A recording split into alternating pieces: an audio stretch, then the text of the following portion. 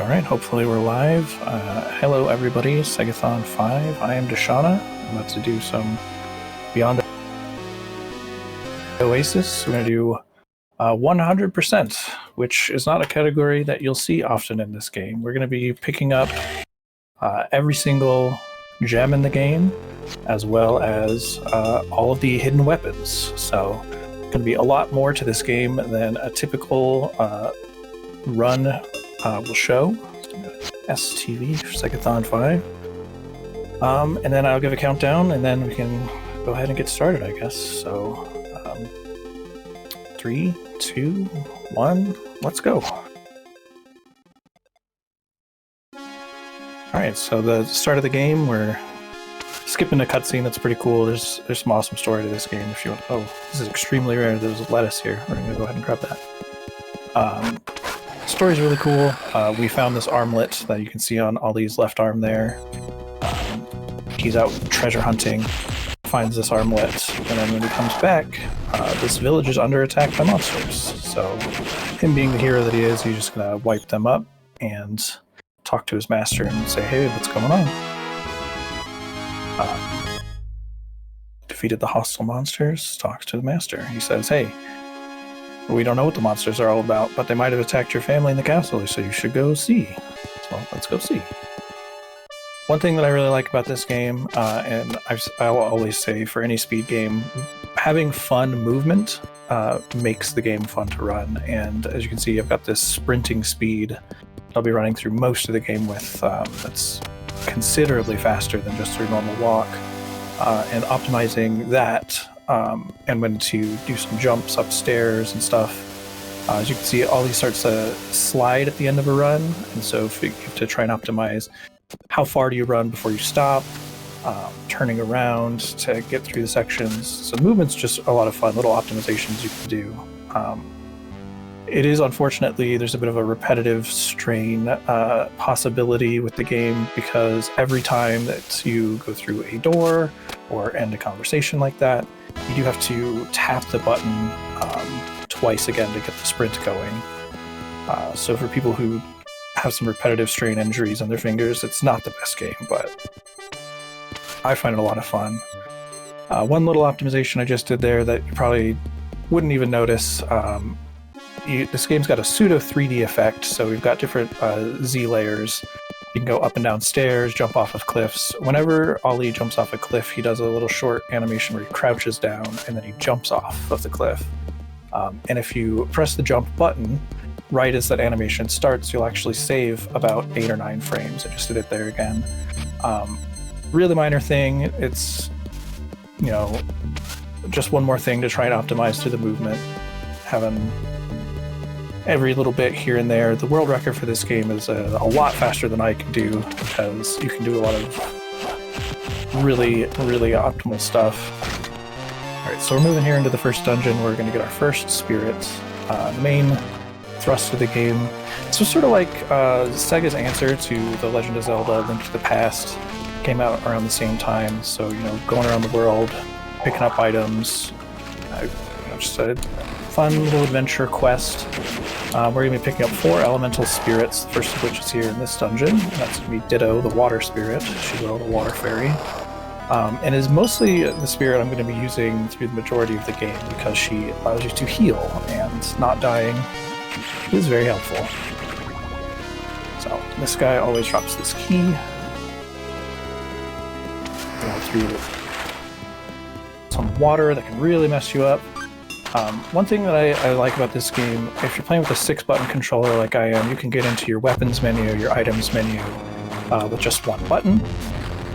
Whereas with a 3-button controller, you have to go into the pause menu and then select, and that starts to eat up time real bad. Trying out getting real messed up by this grab here. There are special moves that you can do. You saw me do a couple of them where I was spinning around and then jumping up and down. You can get this crab down in a couple of sword swings and then a couple of the spin slashes, but I kind of let him go and things got a little hairy there. Alright, so here is the first of 4 spirits. There is a sequel to this game on the Sega Saturn. You know, a sequel because it came out on the subsequent system, but it is actually a prequel.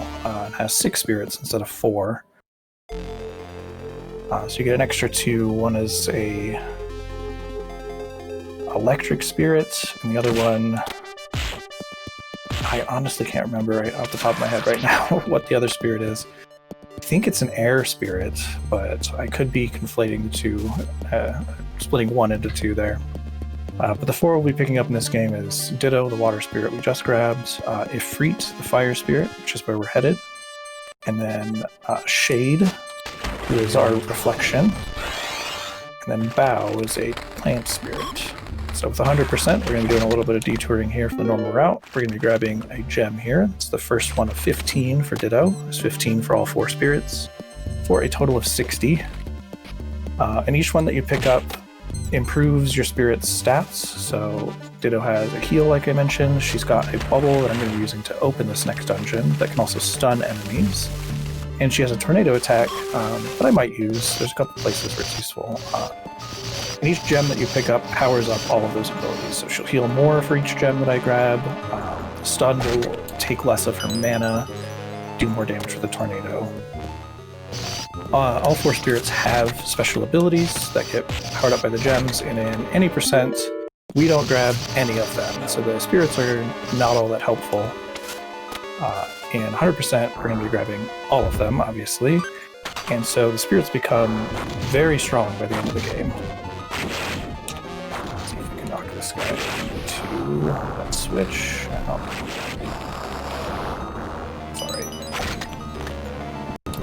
So there are items that we can grab. You just saw me grab a bunch of grapes and our second gem.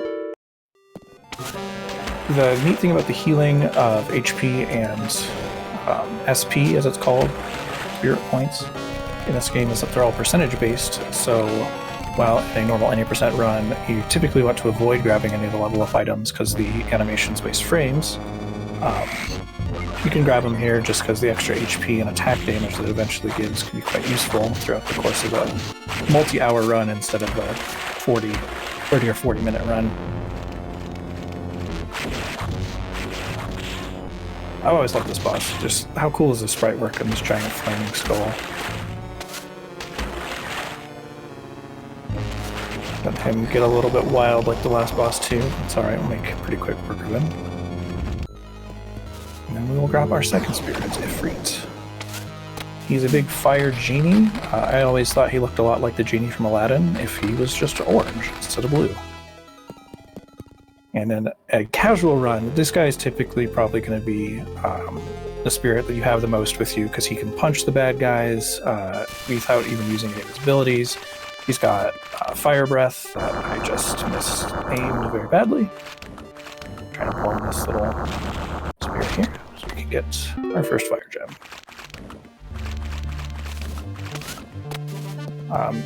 And the fact that he just, floats around and punches the bad guys for you is extremely useful, and we will be making use of him later on, maybe an hour or so. We're going to be doing a 100-floor combat dungeon, and just having him around to do extra passive damage can be a big benefit. So now I'm going to head to a secret area that many people who've played the game casually might not have even ever seen before. To pick up the first hidden infinite weapon. So one thing, I did mention the infinite weapons, but I haven't really talked about this game. It's sort of like a proto Breath of the Wild. All of your weapons have durability and will break eventually, except for this knife that you start with. It's obviously the weakest weapon, but with infinite durability, that's a benefit.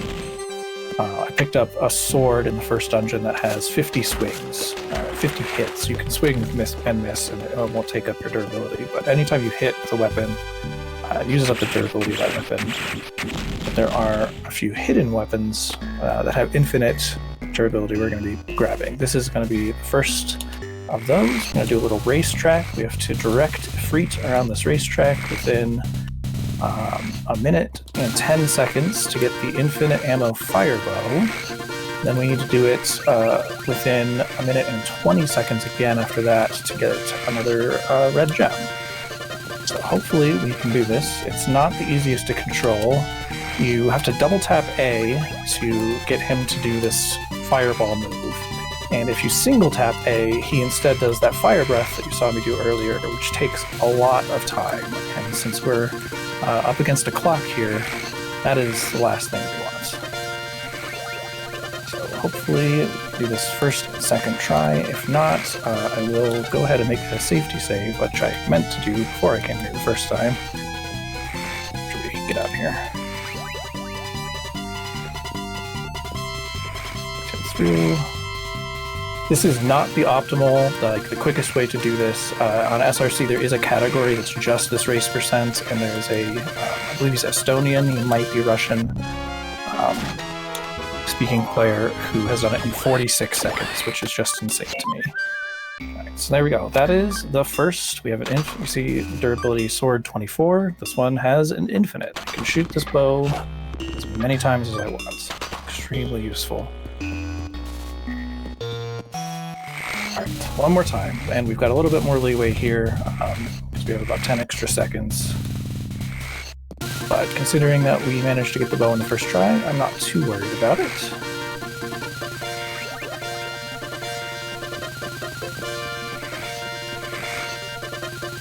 It's possible to essentially do this in a minimum amount of fireballs, where you start the ones that are making the turns around the corners as soon as his little shadow passes over certain points. It saves a bunch of time, but the inputs are super tight, and this is a way that I've developed that's pretty safe, unless you make some catastrophic mistake like having him breathe fire instead of do the fireball. It's pretty safe to do this way.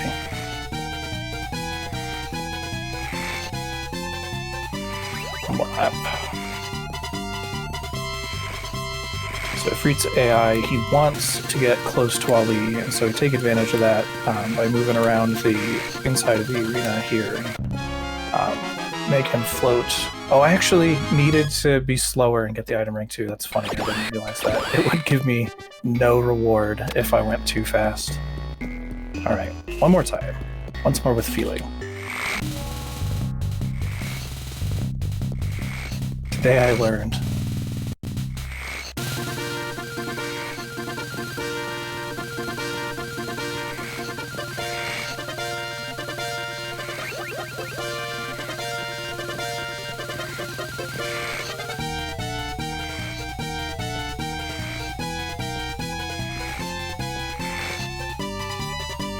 So we'll get onto the 5th lap and get close to the finish line, and then wait it out, I guess, until it says item rank 2. Item rank 2 is Fire Gem that we're going to need to level up the freaks and have everything, all 60 of them. There's also a rank 3 item, is an item called Ifrit Call, which is a consumable item you can use from your inventory to summon him without needing fire in Riverworld. And a handy little trick that some players who play this casually might not know, there's a call for each of the 5 spirits, and if you use your light ball to summon a spirit on the item that just using it gives, summons a spirit, you'll summon them and also get a special item. So with the Ifrit Call, you'll summon him and get the Fire Sword, the Omega Sword, the strongest weapon in the game, with 20 uses, which is actually quite handy. We're not going to be taking the time out to grab that from here, though, because we actually pick up a couple of Ifrit Calls incidentally throughout the rest of the game. So here in the any percent run, you obviously don't go here in this detour and waste a few minutes running around a track with a spirit. The any percent run actually goes and does an out of bounds to skip ahead to close to the end of the game, and then does skips an entire section with a boat that we will be seeing shortly. The way that I'm running this, it's not just 100%. I'm doing 100% no major glitches, which has never been done before. There is a few 100% runs on SRC, but they all also take advantage of the out of bounds. We're not going to be doing that tonight because I want to show off the whole game. It's a great game. Not a lot of people have seen it, and I just kind of want to show it off. So we're going to do all of it.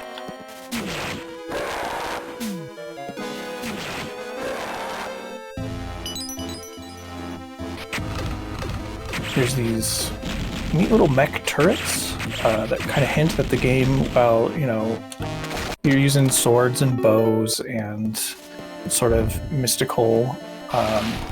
It's not necessarily set in the past when you have robotic turrets going on, and the prequel on Saturn, Legend of Oasis, kind of delves into that more. There's an advanced society that, you know, with the help of these spirits, we're making some interesting tech choices. Neat little world building. I wish that the game had done better and we'd got another sequel, because I'll always defend the Sega Saturn and the Dreamcast as both criminally underrated systems, and Legend of Oasis is one of the best games on the Saturn. I really think more people should experience it. More gem down. Use our infinite ammo bow here to flip a switch. And I'll do so again in this room. Lots of little snakes. For some reason in this game, if you get snakes low but not kill them, they'll inflate and then become explosive. And you never know that the snakes could explode. Maybe I'm just not talking to Samuel L. Jackson enough.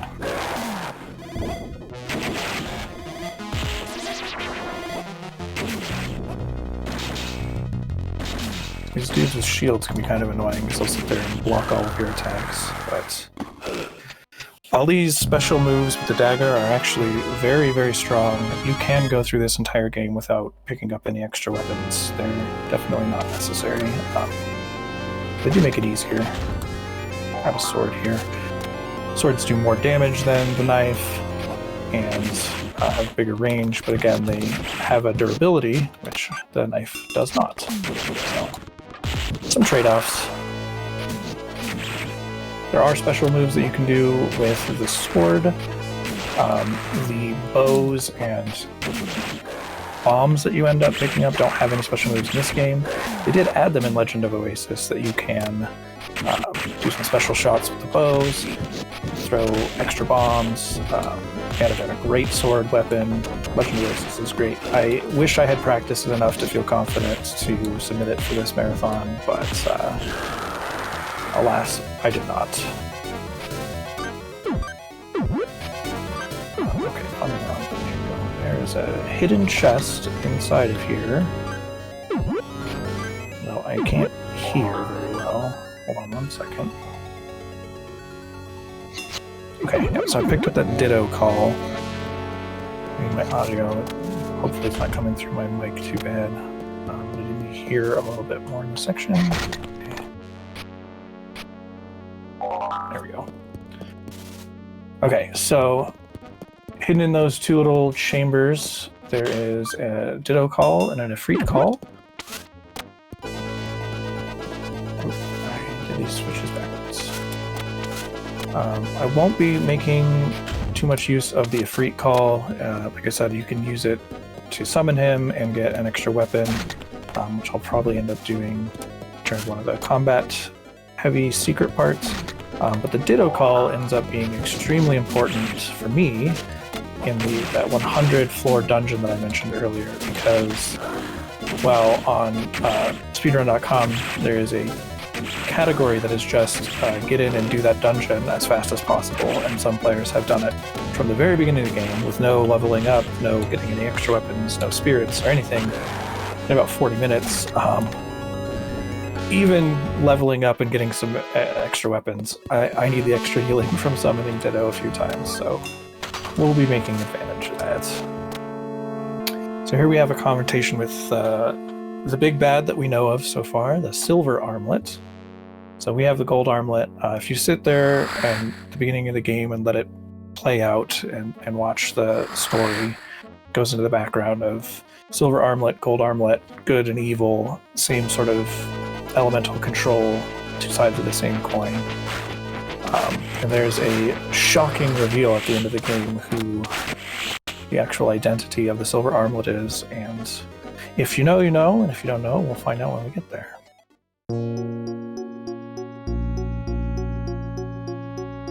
So we finished the boat, we'll we'll take a smaller little skiff onto this island that has got a few secrets for us. In the any % run, you never see this section of the game at all. It's just completely skipped over because we can get out of bounds and go on to the next spirit without ever having to do this. But for us here at 100%, there are quite a few jewels that we need to pick up. And I'm doing the wrong special move. I'm trying to spin around. Don't need the fire bow. Do need those gems. Let that bomb guy help us out. Kill that little water slime. I'm already full on weapons. That's fine. Hit the switch.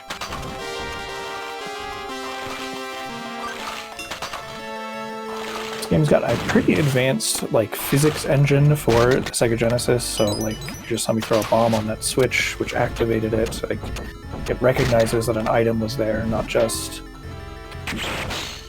oh, that slime got stuck. Yeah, like there's the Z levels that I talked about. There's physics with the items actually having weight. You can have some really interesting combinations of enemies bouncing around. It's a lot more advanced than I think most people recognize because it came out pretty late in the Genesis's life cycle. I actually think that the Saturn was released when this game came out. I could be wrong. I think I remember that.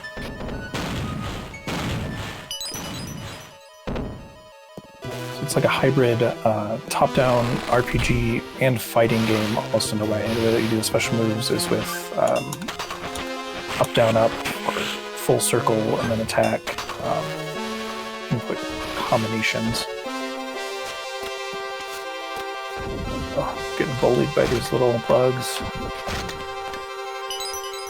Just picking up some keys. There's some secrets in this little dungeon that if you don't do correctly, you can actually kind of soft lock yourself out of getting 100% until much later in the game, so we'll have to try and make sure we do everything in the right order.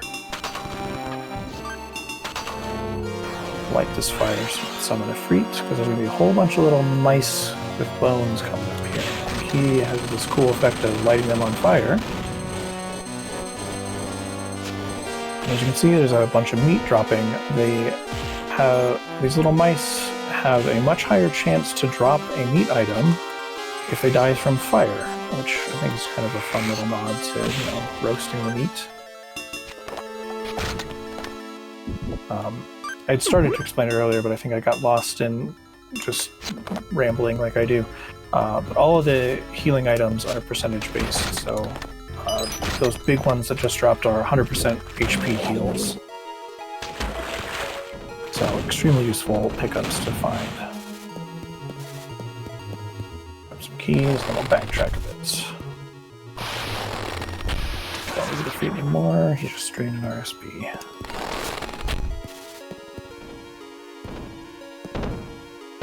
So these zombies here have a fun little quirk where fire damage will kill them instantly no matter what their HP is.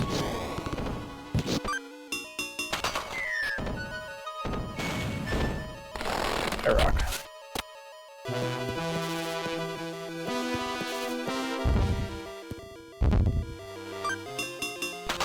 So that's the reason that we go and grab the fire bow as soon as we're able to, because then any time that we have to deal with the zombies, from then on out, we can just kill them in one hit instead of having to worry about. They can, if you deal enough damage to them but don't kill them, then they'll lose their legs and just be a little torso hopping in the ground. Which doesn't seem like it'd be all that intimidating, but they will stun lock you like nobody's business, and that's no fun. Just remembering the dungeon a little bit. There's a hidden alcove back here. Blow it open. Contains an atomic bow, which my weapons are full. I don't know this, so I'll just grab this. Be careful that this fish doesn't stun lock me and knock me out, so I'll grab this key. fun little drowning noise that Ollie makes.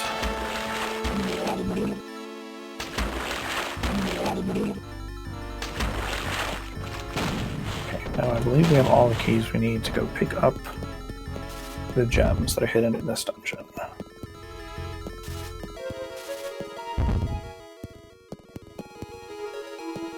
So if we didn't go grab that blue key, we wouldn't be able to get through here. It contains a little bit of a combat section. Fight a couple ogres, a couple of, they appear to be fireballs, but unlike most of the fireballs in this game, like on the second skull boss that we fought, we had orange fireballs, these ones being blue. They actually can take damage from fire weapons. Normally, the orange fireballs will actually get healed if you attack them with fire or Ifrit. A little bit easier. I'm messing up my inputs. So this is a Ditto call, an Ifrit call, and 1 gem for each of them. The weapons are full. Need 1 power bomb. Grab some hybrid bombs, which will be useful to make upcoming dungeon a little bit faster. We can skip some intended sections by throwing bombs onto switches. We've already done a couple times in here. So you could jump down, hit this switch, backtrack through the dungeon, and then grab these chests, but since we have bombs, we'll take advantage.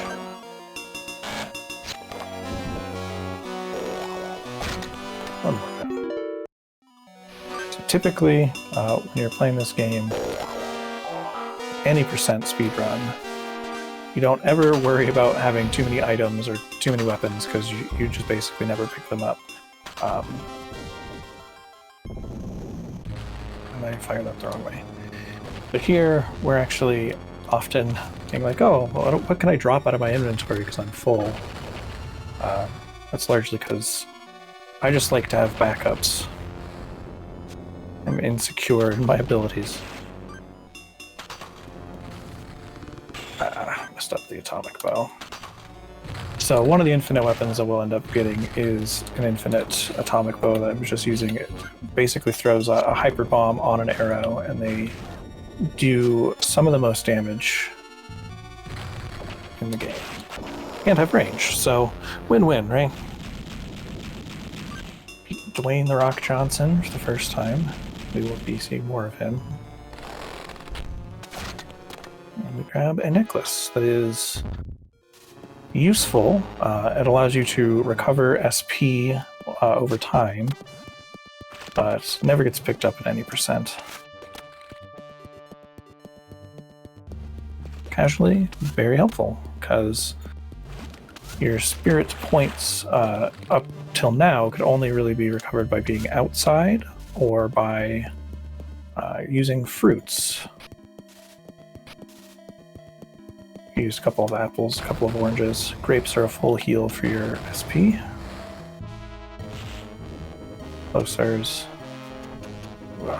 So one more mini dungeon here. This is right after you pick up Ifrit in any percent, this is the next place that you head. We do a real fun out of bounds where you can't even see Ollie on the screen for the majority of it, and you end up here, skipping everything we've just been doing.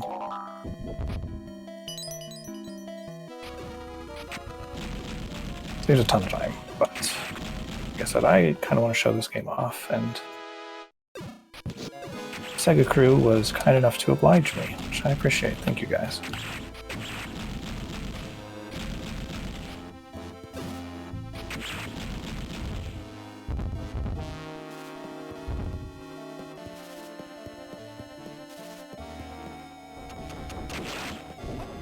Make our way through here. This is another section where if you don't do your key routing exactly correct, you can actually soft lock yourself out of some pretty awesome rewards, including gems and weapons and healing items. So we'll make sure that we backtrack and pick up all the stuff. The mushroom is my favorite item, as it is a 100% heal for both your HP and your SP. And what more can you ask than that? there actually is a better healing item. It's the elixir. Will heal 100% of your HP and your SP. And if you die with one in your inventory, you come back to life, which we use in 90% to take advantage of a neat little glitch where if you die the same frame that you teleport, Ali will still be able to move around and attack, but all the enemy AI will be shut off, and so we fight that rock boss that we just fought a little bit ago, a copy of him, but he doesn't do anything, he just stands there and lets you kill him. Won't be using that because I'm trying to do a glitchless run, but it is pretty fun. And then you can use an elixir. There's a spike in that boss room that you can stand on, and then the elixir will refill your life, and the game proceeds as normal, as if you never even died at all. Another little combat room here that's hidden, and you need to do exact key routing to get into. That will give us a couple of gems. These ogre guys can be pretty dangerous.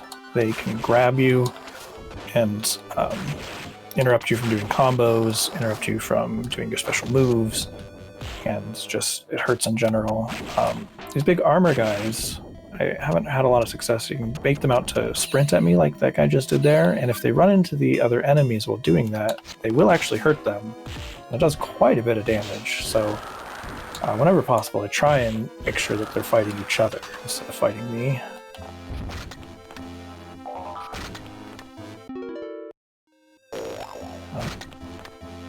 Inventory is full again. I don't need a normal sword, I can have a broadsword.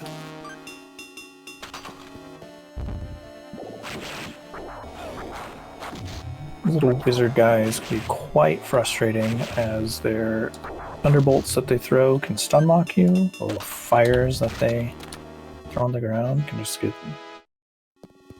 out of control. So there is definitely some crossover between the sound design here and in Streets of Rage, which I think is pretty cool.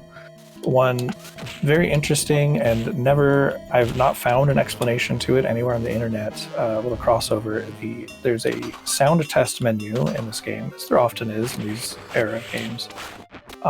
Has all the sounds of this game, some sounds from Streets of Rage 1 and 2, and for some reason, the exact sound test menu of this game is in Crusader of Senti.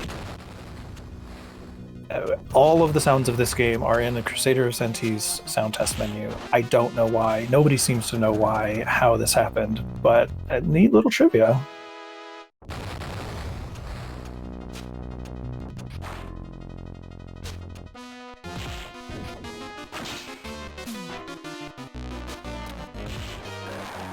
Yeah, there's definitely some Streets of Rage influence in this game's combat with how the melee attacks are done.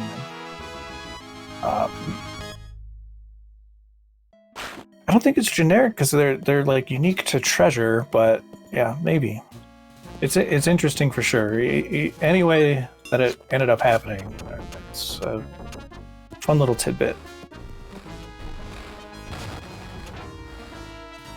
So we're heading off to the Snake Dungeon, as I like to call it, where we'll be learning a little bit more about the Gold Armlet and Silver Armlet's history and get a new power-up that will let us open up warp portals around the world.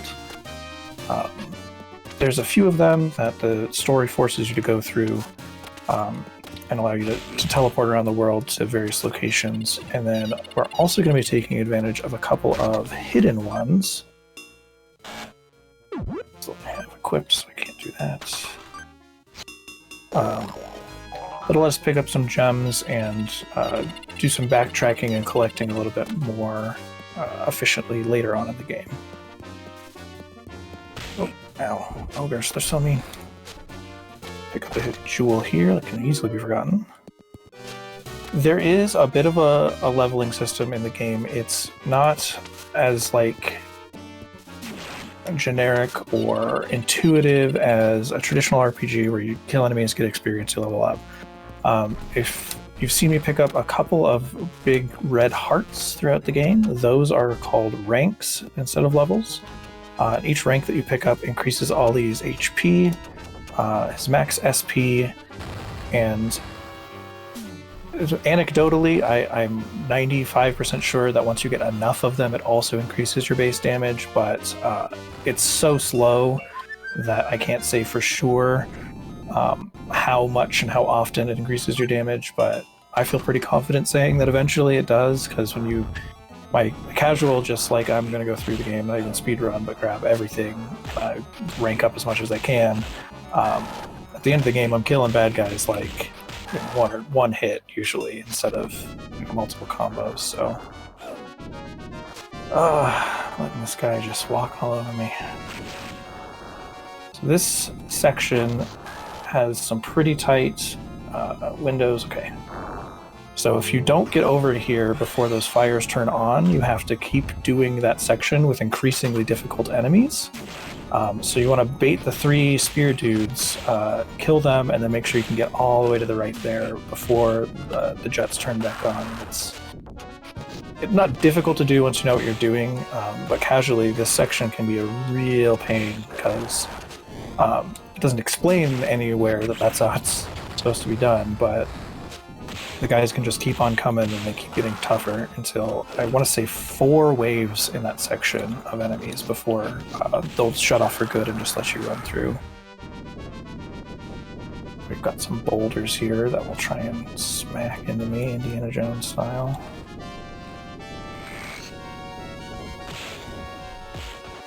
Try and ignore these ogres, but they're pretty big and get in the way.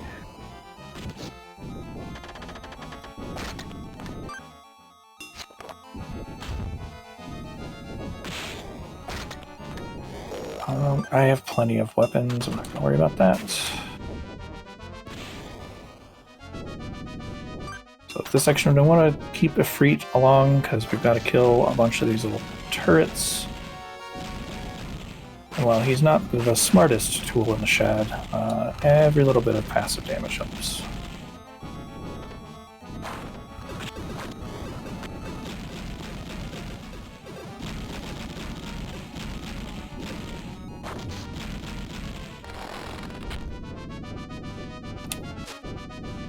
Coming down this section, thanks to, once again, picking up the Infinite Firebow early, any percent you need to kind of direct Ifrit and use his special abilities to light these campfires to open up this next section. We can use our bow and just make it pretty easy here. We got a section here, these little gremlin dudes that are being dropped off by gargoyles and encroaching spikes. The spikes not only hurt us, they also hurt the bad guys, so we'll just... I'm gonna get rid of Ifrit here, it's not open. We kick the bad guys into the spikes and let the stage do the work for us. Sometimes Ifrit can actually be a little bit frustrating because when he lights the enemies on fire, they can then do fire damage to you, which is not ideal. So here's a section in the any percent run, we kind of direct Ifrit to knock one of these ogres onto the switch, and then stand on the other one to open that teleport. Since we grabbed some hyper bombs earlier in a dungeon we never see, we can just do it like that.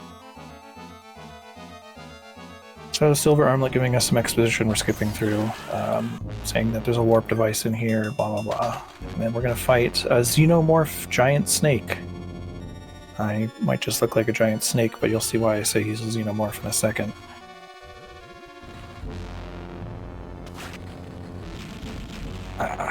So it is possible to one-cycle that. You have to do a really, really tight input window there. But we did get him to within 1 hit, so next time he sticks that tongue out, we will get a kill.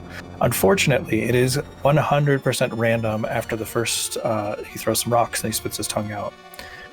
It could take him a long time to show us the tongue again. I guess that's some bad RNG in the damage there. There is a set length to how long he can be chasing you down this hallway, and sometimes when RNG is bad, it will get all the way to the end of the hall, where he becomes even less likely to spit out his tongue. And that can get frustrating. Luckily, that wasn't too bad. We defeated the monsters, got the warp device. We're picking up one more gem that's very easy to miss, and we'll make sure that I don't forget it. Now we're going to use the warp device. Well, we already used it to get out of there. We're going to use it again. To head towards my favorite boss, the red dragon. Come on, mosquitoes.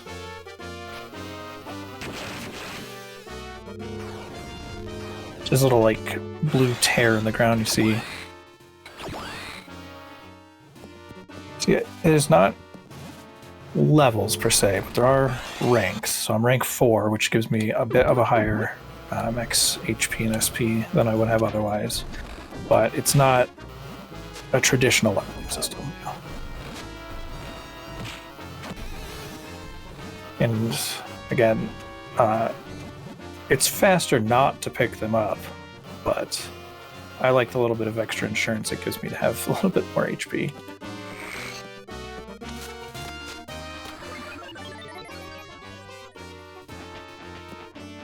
Let's run through this crater, and we are going to kick this guy and jump over him.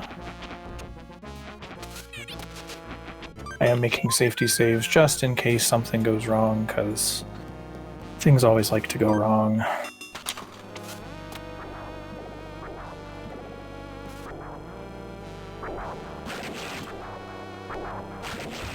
Kill this little wizard, pick up a key.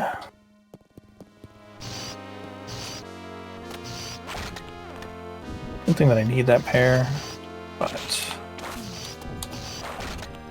look, I'm just picking everything up.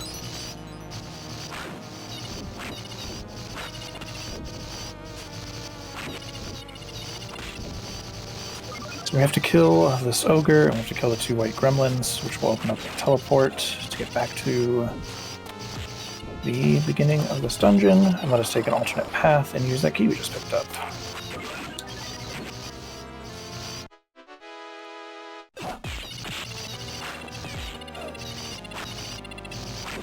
Gremlins do not like to get hit. They will dodge as much as they can.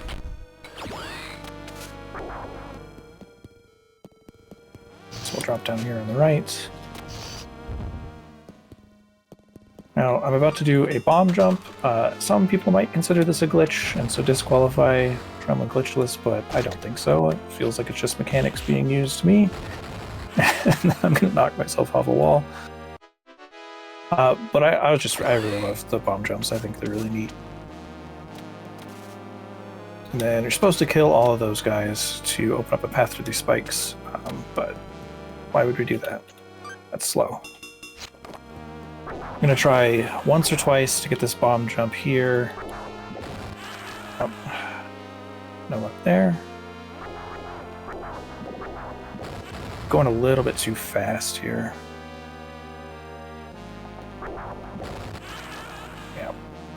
Okay. Bomb jumps are much, much faster in this room. This room is slow. But I'm not having any luck. I don't want to spend a bunch of time trying it, failing it, so we're going to do the intended route, which is pretty slow. But it's fine.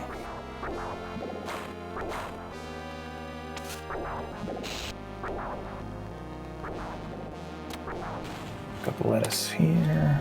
Make sure we got our death sword equipped. And this boss was always a real big pain in, the rear end when I was a kid. But if you have Ditto with you, you can just throw a bubble at his face and then stun lock him like that, and it makes it real easy.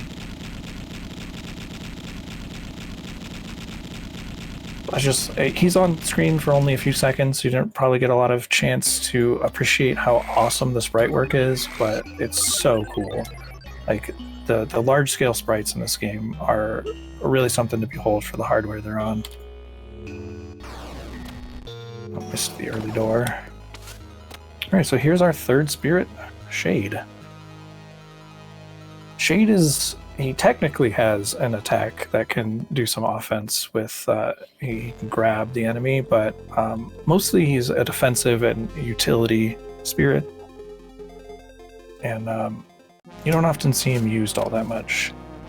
He is really useful in my eyes because while you have him equipped, unless you get like stun locked or hit too many times, like right there, I just got hit by a meteor, but I didn't take any damage. My SP got drained instead, and that's just, you know, any damage you don't take is good damage. So yeah, after we kill the dragon, the volcano crater starts to explode. There's meteors from the sky, and we have to escape. Escape sequence is pretty neat. And we're free. Oh, and I fell. So another feature of Shade, if you fall in a pit while you have him equipped, instead of taking damage, he'll pick you back up and save you. So here's going to come up what is going to be the most frustrating part of the game by far. So this is a secret area. There's no indication that you can jump south, that there's an area back here. But one of Shade's jewels is back here, and one of the infinite ammo weapons, the infinite ammo hyper bombs, are back here as well. So we need to do a series of very frustrating platforming sections. Wish me luck, because I'm gonna need it.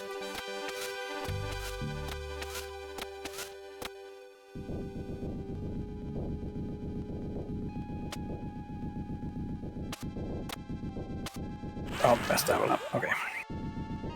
So in this section, you've got moving platforms that move at different rates, on top of wind pushing you. And you just saw in the first room, you had the little turret shooting at you. The room after this, we're going to have gargoyles shooting at us. It's all a bit of a nightmare. Okay, that was the hardest room. So the fact that we're through that, I feel pretty confident. Oh, bad RNG on that gargoyle there. Luckily, we can just step up, step back in. Oh, again, bad RNG. Ugh, gargoyles, they don't like me. So, trying to do this section, when I first casually learned about the fact that this existed, I spent literal hours of my life getting extremely frustrated by lack of progress and just general, how am I supposed to do this? But with a bit of practice, it is doable. And here is one of Shade's gems. Use some grapes, go run ISP, and the infinite ammo hyper bombs. Which we've got a bunch of extra hyper bombs. We're just gonna drop up here. And then I'm gonna do a bomb jump. Oh, I pushed the bomb off the cliff. Never mind.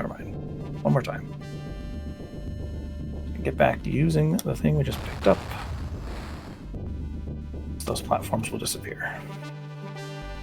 So not only do you have to go through this section, once you pick up the items, your rewards, you have to do it in reverse, which just feels a bit like a cruel joke, to be honest. And these gargoyles just sniping me. They think it's a Call of Duty game or something. Oh, that was my fault. I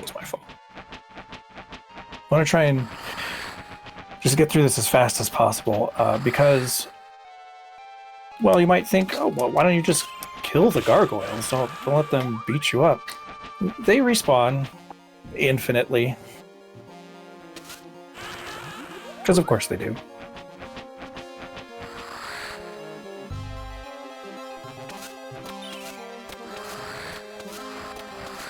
Okay, alright.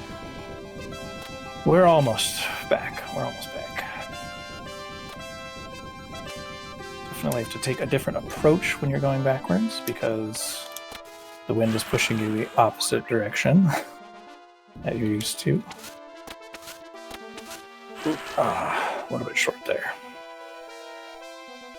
So if you go watch the world record for the all gems category, which again does do some out of bounds shenanigans and is quite a bit faster than this run is going to be, this section he does basically without ever stopping. It's super impressive to watch. Even with practice, I'm messing up. So it's Not impossible. Some practice, it's very doable, but it is easily the most frustrating part of this run. And we're almost through it. We're almost through it. We just need to make one more jump correctly. All right. And then we take the warp, and we're out of there. We're back in the game. We're doing it.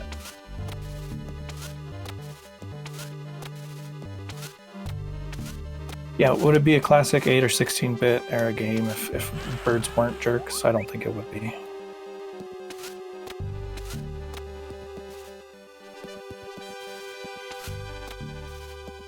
So that is the section that I was most worried about in this game. I think my heart rate just dropped 20 BPM because I was really concerned about that taking an hour. So good, we're good. Fun little Easter egg there. If you light ball on that guru there, summon Shade, which I believe could indicate that it is Ali from the future, an older version of himself, since the only other things in the game that will summon that spirit are Ali's reflection. Just speculation, though. I don't know if there's any truth to that. Grab a gem here. I'll show off one of Shade's abilities here. So you can summon a little ghost spirit of yourself, and you can see that there's a warp zone here. When you're not in that mode, it is invisible. So that is the developer intended way to find these secret warp zones. You don't need to reveal them to use them. Can't seem to hit it. There we go. So this is another hidden weapon section. There's a series of islands that we're going to be going through with a ton of enemies. You cannot use spirits in this place at all. They refuse to be summoned, so there's water out here. It's just not going to work. If I try to summon Shade off of these armor guys, which normally works, it won't. But we can use items. There's 6 or 7 chests throughout these islands that the enemies can break, and I can break as well. And if you do end up breaking any of them, then you lose your chance to pick up the infinite weapon at the end. So you need to be really careful about which enemies we're keeping on the screen, where, and how we're doing our combat to make sure that the chests don't break. And if they do, I forgot to make a safety save again, so probably just gonna have to do it from the start. So we'll make sure that doesn't happen.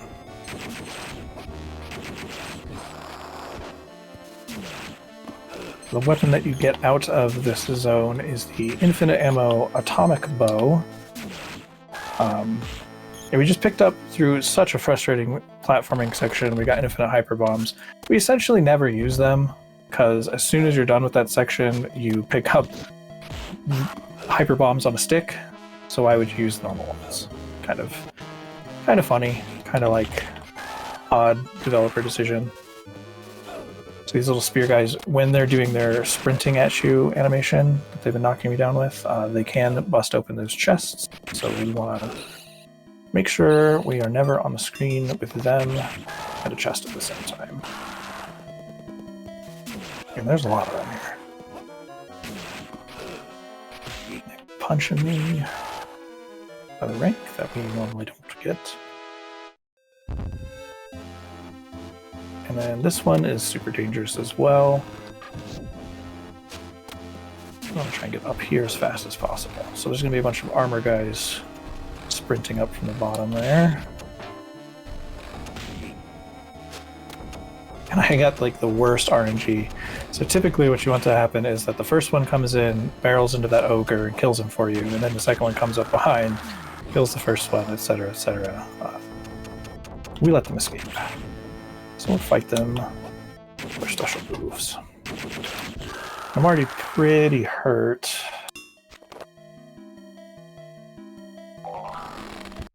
I'll make this work. Section with a bunch of these little rats. the mice guys and zombies, so the fact that that Armor Knight drops you an Omega Sword is pretty nice. Because it will one-shot the zombies and make the mice more likely to drop you healing items.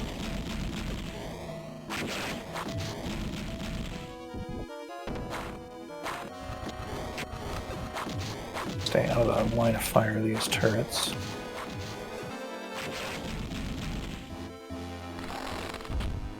Don't break that chest. Make sure we get up here quickly and not let the bomb guys blow it up. As they are trying to do. I don't want those grapes. These little raptors are really annoying, actually. Best way to deal with them, in my experience, is to kick them like that, use your little melee combo. But sometimes when you try to do that, they'll just circle around you, and there's not a lot you can do. So here's a series of a bunch of raptors. Okay. I'm gonna take this. Well, I was gonna try and take this a little bit slow and engage them one at a time. That obviously did not work out. So I'll try and be a little cautious, see if we can stun lock them. 2 of them up. Maybe a little bit harder. Okay, easy. Easy peasy. Saves. This guy just scratches my face off.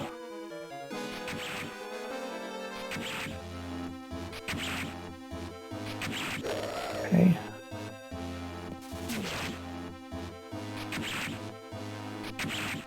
So the idea here is that you start your attack, have your swing out so the hitbox hits them as soon as they recover from their being downed animation. A little bit early there. Just trying to circle around me there. Well, yep. Ow, ow. Kick you in the face. Now we need to kill this turret. Not gonna bother picking up that atomic bow because we'll be getting an infinite ammo one here very shortly.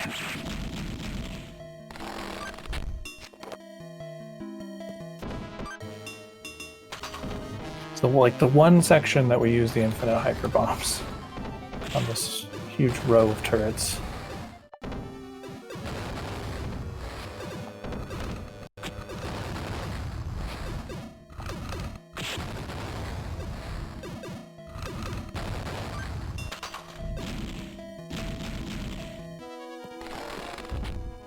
Okay, and then a gauntlet of some pretty difficult guys.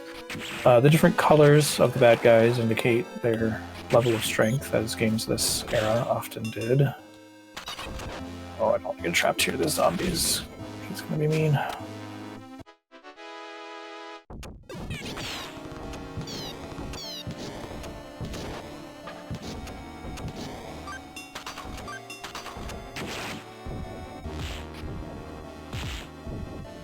Oh, Ogre just stomped me.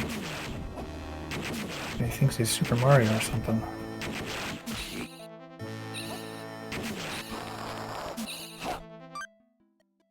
Alright, I am running low on healing items, which is not ideal.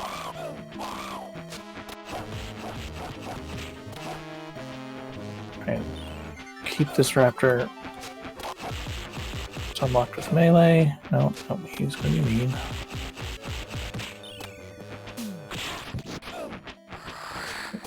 Gargoyle. Alright. Try and use a broadsword on him. Oh, nice. Mushroom drop. I believe that's a fixed drop.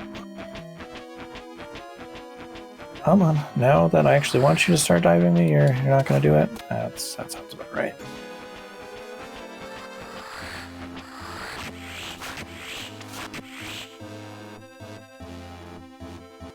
So there's a chest that we're going to have to very quickly get off screen. Else that armor guy will run straight into it and ruin this whole section that we've just been working on. A huge swarm of bad guys here, including 2 raptors that post a red gem and a blue gem once you kill them, which is the main reason that you come in here in an all gems category. category that I'm running, Glitchless 100%, which grabs all of the weapons, is not actually part of the rules of the quote-unquote 100% run that's on SRC. It does not actually require you to grab the weapons. They are grabbed because you mostly need to do all of the sections that have them to get the gems anyway.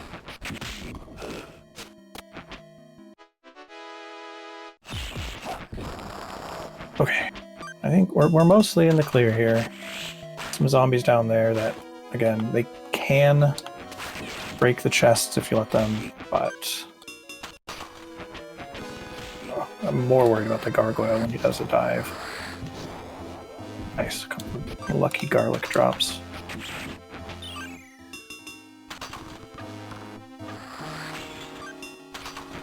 Oh, not doing so hot with this section here. We're almost done, almost done. Okay, that should be the last of them, right? Alright, so here's an extra cruel thing that this game does at this section. There's 2 teleports here. If you go into the wrong one, you will not get the infinite weapon and you'll have to do it again. And the only way to know is to guess and check or to know from prior experience that it's the one on the right. If you go into the left teleport, you just get teleported out and you don't get your reward. You can't save in there to, like, test. Remember the first time I ever did that, I went in the wrong one and I was kind of mad.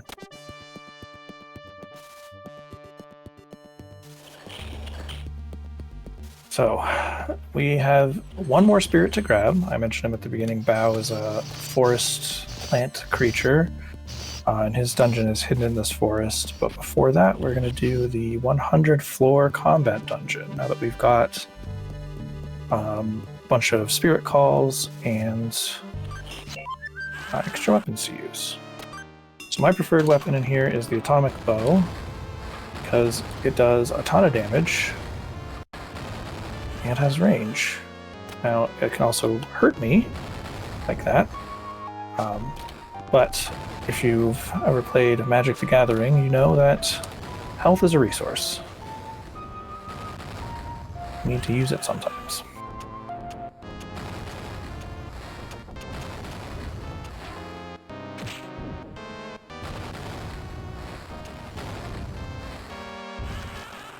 So this section is going to take a little bit of time. Like I mentioned early on in the run, there is a category on speedrun.com that is just doing this dungeon. In the fastest run in the world, that's about 36, maybe, I want to say it's 36, but it might be 46 minutes. And that's just from the start of the game. He runs in with only the knife, naked otherwise, and does it all. And it's super impressive to watch. Even it's not going to take that long for us because we have some pretty strong weapons. But obviously, you know, we're an hour in, so not faster to do it this way. It might be faster to just run and rush towards the atomic bow because it does a ton of damage. So I'm going to go out on a limb and say getting the hyper bombs and doing that platforming section is never going to be the fastest way to do anything.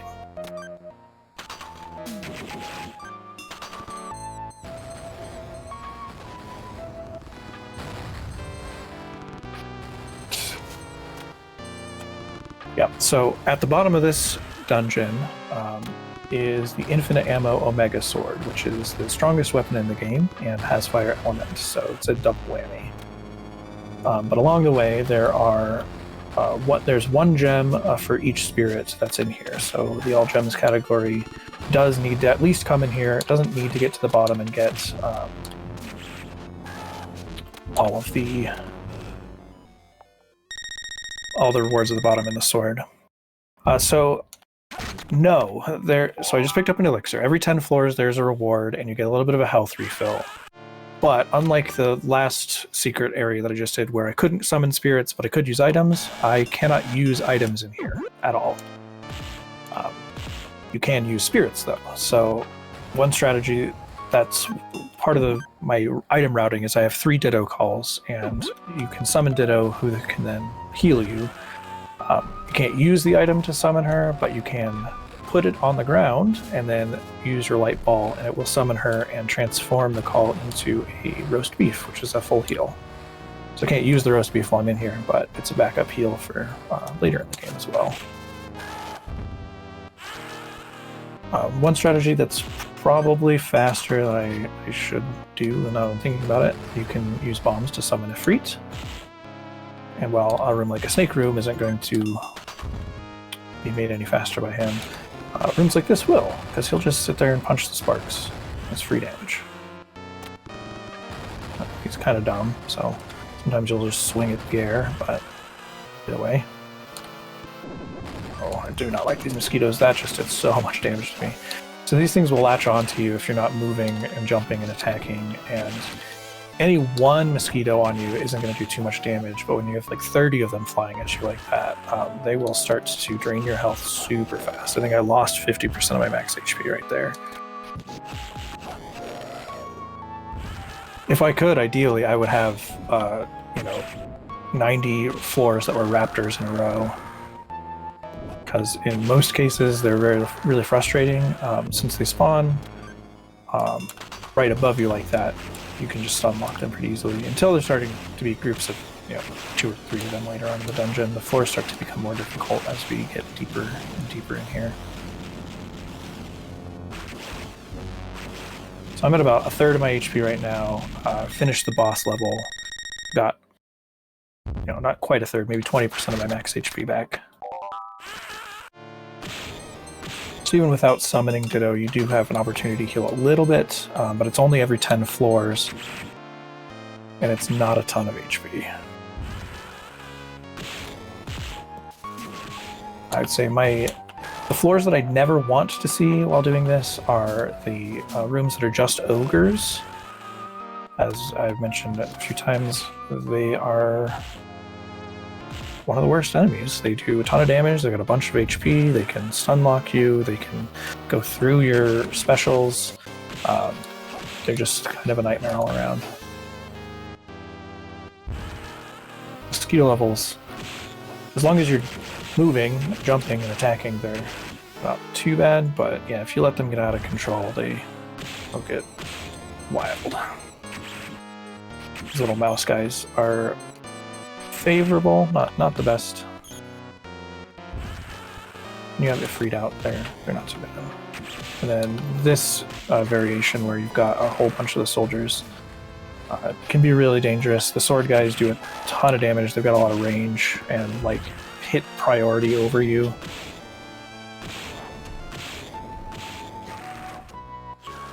This room's not too bad with Ifrit. He just, went out and punched all of them. But you can use the armor guy to kill the rest of the bad guys pretty easily, since you can bait out their AI to do the charge pretty regularly based on how you drop into the room. So here I'm going to take a quick little break. This is my favorite room by far, because these little blobby guys, they'll just jump around. But you can summon your fairy friend off of them. You can heal me to full HP in one cast.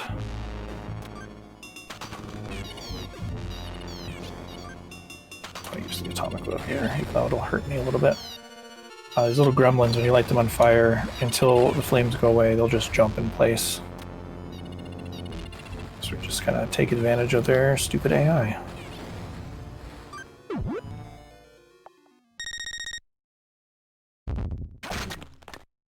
So, as you might notice, the first floor's rewards, first one was an elixir, then a ditto call, now an Ifrit call.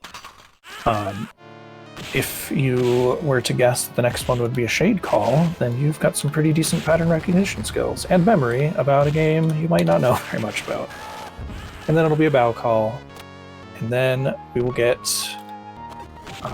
1 gem from each spirit. So it'll be a ditto gem, then an Ifrit gem, then a shade gem, then a bow gem, and then we will get the infinite Omega Sword.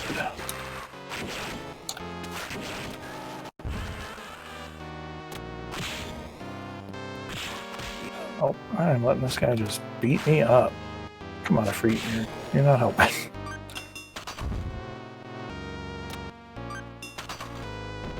This turret room's not too bad either.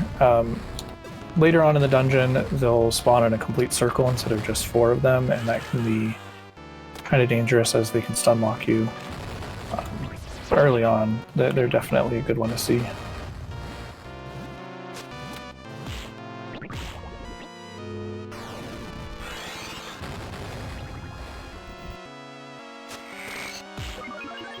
But yeah, we're a third of the way done. And it's really just this over and over again. Each 10th floor is a boss of, I would say, mostly increasing difficulty, except for floor 60, which is just a bunch of meteors from the sky, and you don't have to do any damage, you just have to survive, so that one's not too bad at all.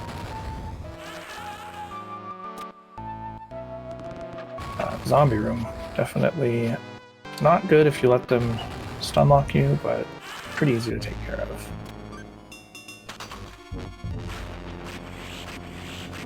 Gargoyle room is not bad as long as you do what I just did there, which you just move up and left as soon as you drop another floor. And you'll only wake up 3 of them at a time instead of 4. Just a minor thing, but helps out. I'm gonna dismiss Ditto. SP is constantly being drained while you have a spirit out. But thanks to all of the items we picked up throughout, actually doing all of the game, we are recovering it slowly over time, even in the dungeon now.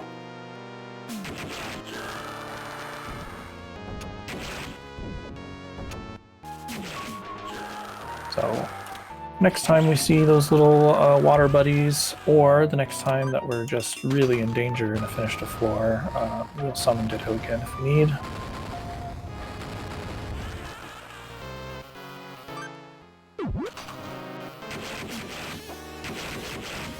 Oh. I'm having some troubles putting the special move commands in tonight. It's probably nerves. What can you do? No step on snake.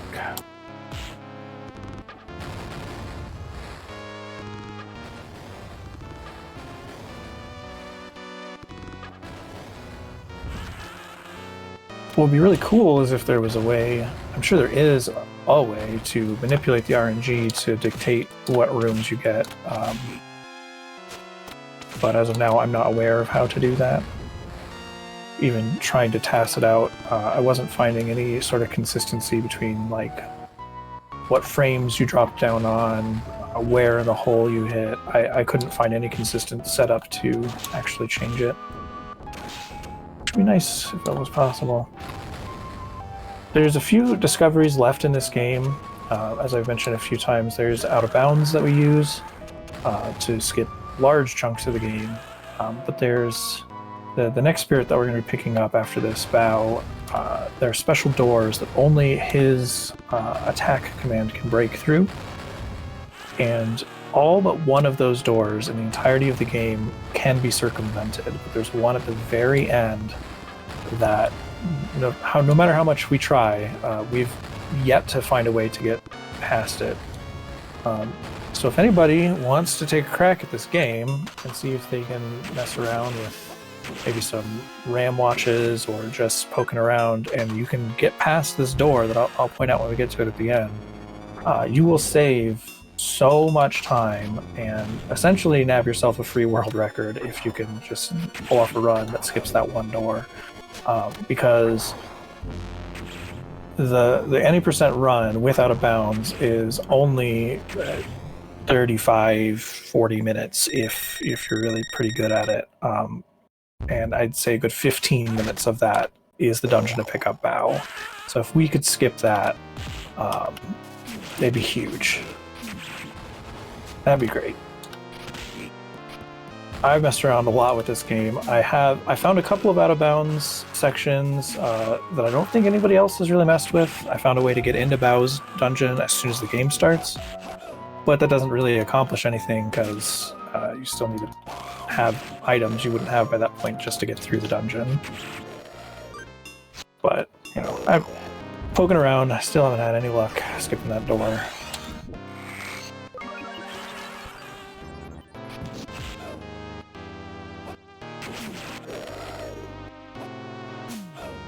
I mean, I'm not going to show off the out of bounds because, again, I'm trying to do this glitchless, but with how easy it is to do the out of bounds that exist in this game, you'd think that they'd be all over the place and easy to figure out, you know, anywhere to get around, but it's actually quite tightly programmed. Almost every room transition in the game spits you out at a designated spot, so no matter which way you're going, you know, between rooms, you're always going to end up in the same spot, and that's a predetermined safe zone for you to be. But there's just a few spots in the game where they, I guess, didn't do enough due diligence, and you can just walk between rooms and be outside of where the walls are.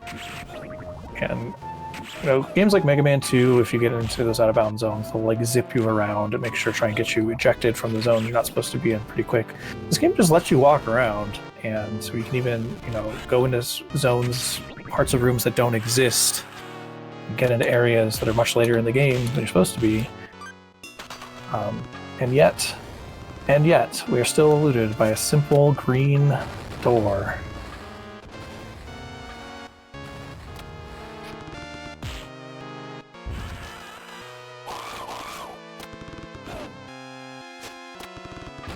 Yeah, I didn't really think up much of what to say while I was doing this part, so I'm just kind of rambling. Hopefully I'm not too boring or not making any sense.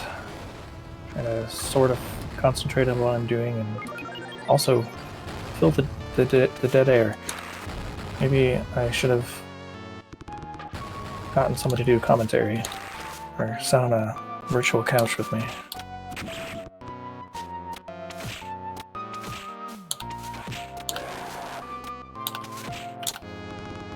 Oh, yeah, so the sword guys can reflect projectiles back at you like that, which is kind of fun to see, but also kind of painful. Oh, okay, so yeah, I mentioned it here. Floor 60, the boss is just meteors from the sky. Just walk around in a circle. The only thing you gotta be careful of is don't let it finish while you're in the middle, where the next floor is going to start, and don't be on the little teleport at the bottom, because then you'll have to do the whole dungeon over again. We don't want that. So that's that blue jewel is like one of the main reasons we're in here. There's one for each spirit, so 4 total in here that we need to grab. That's the first. I was trying to duck. So these guys are short enough that arrows will just fly right over their head unless you're ducking when you shoot them. They're kind of cute. I just like, I love the little sprite work with the little bones that they're carrying. They turn into little fireballs. The sprite work in this game is amazing. It's one of my very favorite games for a lot of reasons, but the look and sound of it, I think, is a big part of it. This is one that I grew up playing. I had a Sega Genesis. We were a Sega family, not a Nintendo family. And yeah, this was one of those games that I owned. I ended up having to sell most of my collection at various parts. You know, times get tough sometimes. But a really kind community member a few months ago offered to sell me their copy of the game, so I do actually own one now again, and that makes me very happy. Oh, I'm gonna very boringly just sit around here and kick in the sky while I let my SP recharge, because better safe than sorry. Store up some SP, we'll summon Ditto, and we'll move on.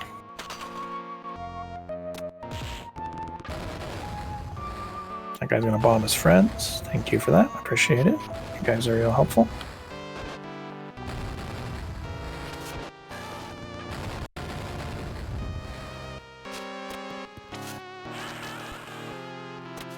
One of the few Sega Saturn games that I owned, as I mentioned, the sequel / prequel to this game, Legend of Oasis. They're both known in Europe as the story of Thor. Nothing to do with Oasis. Thor, the Norse god, sorry. My brain, it's 1 in the morning. He's not mentioned anywhere in the game, so I don't either call it. But story of Thor in Europe, beyond Legend of Oasis. one of those few games that I actually owned on the Sega Saturn, and so I played a bunch of that one as well. I also had Nights into Dreams, had Shining Force 3 Scenario 1. I was never lucky enough to have the funds to import Scenarios 2 or 3. So even though Shining Force is one of my very favorite game series of all time, I've never finished 3, even though I love it. I know there's an English translation patch that's been worked on for decades at this point. That's pretty much complete, and someday I'll check that out. And Daytona USA. Anybody remember Daytona? Soundtrack in that game is really quite good, actually. Panzer Dragoon. I'm just gonna name Sega Saturn games that I owned for a bit, because Saturn is one of my favorite consoles of all time.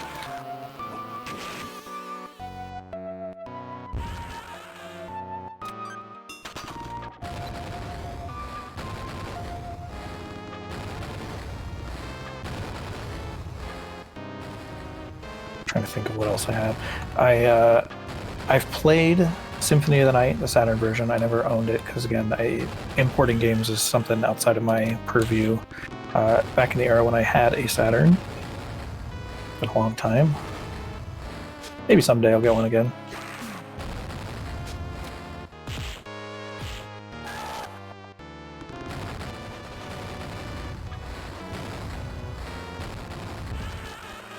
Also, Dreamcast. Let's talk about Dreamcast for a minute.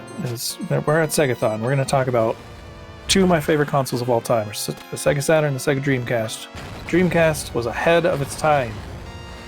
It failed because it was too advanced. It was too modern. People weren't ready for it.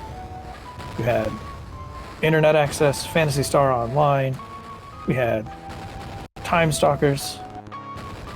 Dreamcast was legit. That's where it's at. Here's the worst room in the game. I also think that it wasn't helped by the fact that you could pirate every game on the console with just a DVD burner that was available for 20 bucks at the time. Not to say that I did anything like that.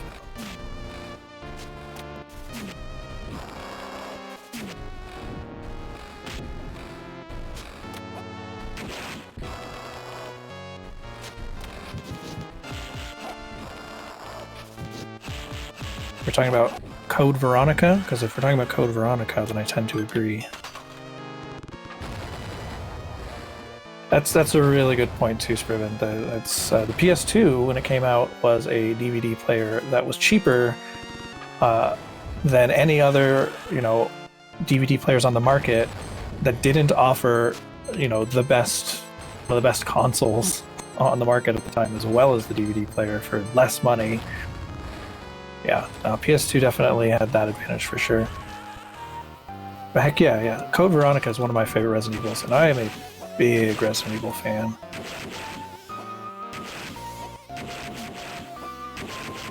I've played and beat. I'm not going to go out and say every Resident Evil game, because there's probably one or two that I've missed, but basically every Resident Evil game, yeah, I've played, and not just the old ones. I obviously am a pretty big retro fan, but I also really enjoyed all the newer Resident Evils. The remakes, I think, are really quality products.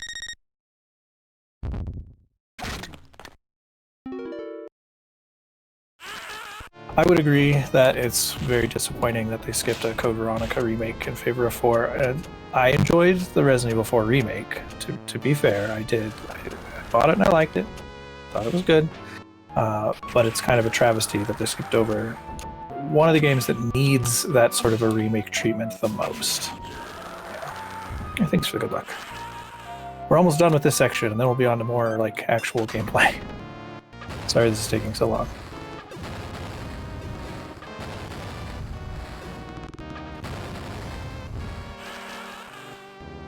House buddies.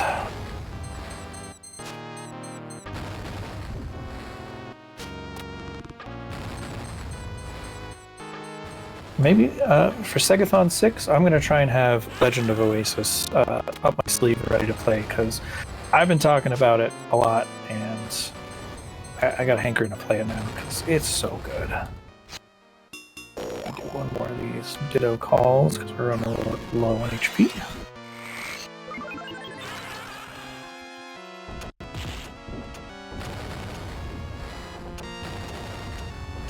I found myself using the knife a lot, which is, pretty typical. And like I said, any percent, basically the only weapon you use is the knife, and just like falling back on old habits because that is the main category that I run.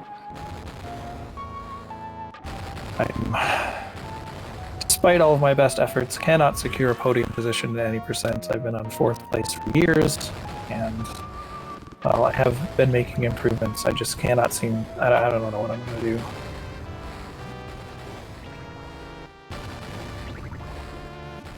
That's alright, I'm not salty. Only a little bit. A little salty. There we go. Mentioned that getting the guys to run through the bad guys. That's why this stream's one of the best. He just sits there and murders all of his friends for me. Yeah, there's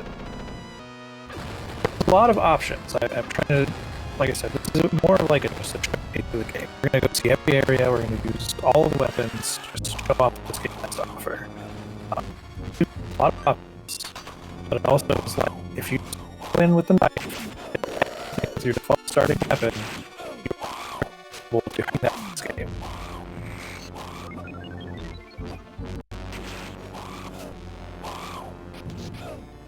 Alright, Raptors, you're being mean.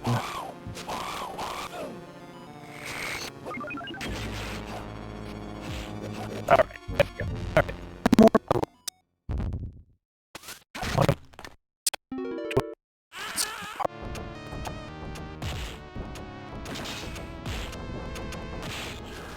Not electric.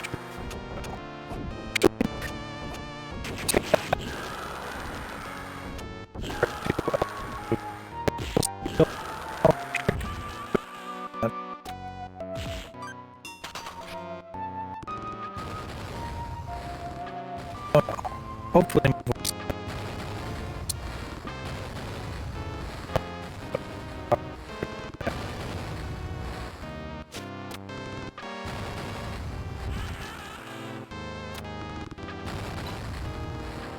talking about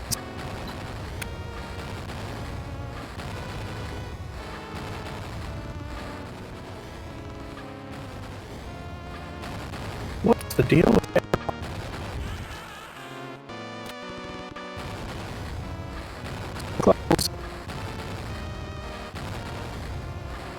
Gonna one-shot them, but if you don't kill them, then they spawn a secondary copy of themselves, and they can get out of control real fast.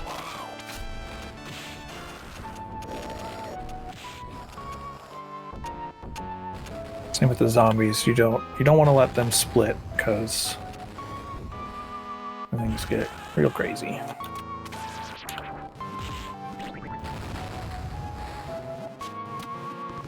We're almost done. I promise. I promise we're almost done. I know we've been in this same 4 walls, just enemy spawning for a while now, but we're almost there.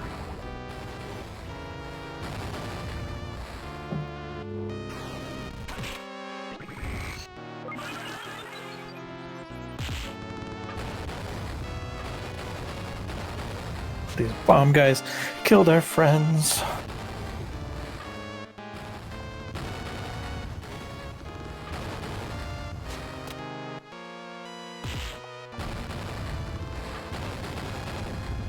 Rude thing to do. Oh, 3 raptors.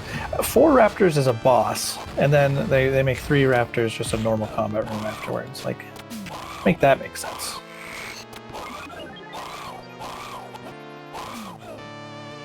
Pull out the knife. The bow is not the ideal weapon for them.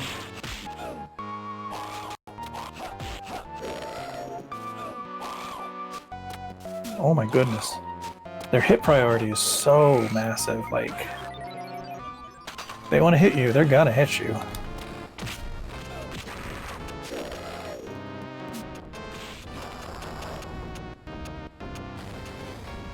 Alright, so here we go, last floor. I have one more free call.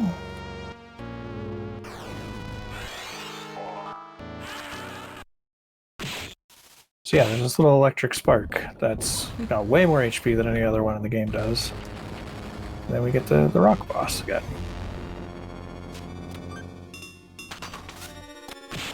Okay. We need to be real careful that we don't die. Thanks to free. No, attack. And then we can get rid of these extra swords that we no longer need.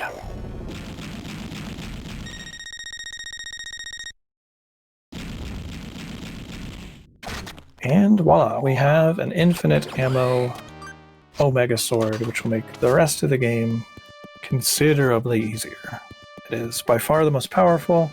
A lot of the puzzles in this game, as you might have noticed, revolve around lighting things on fire, be they torches, bonfires, what have you. And being able to do that without even swapping your weapon, it's a big benefit.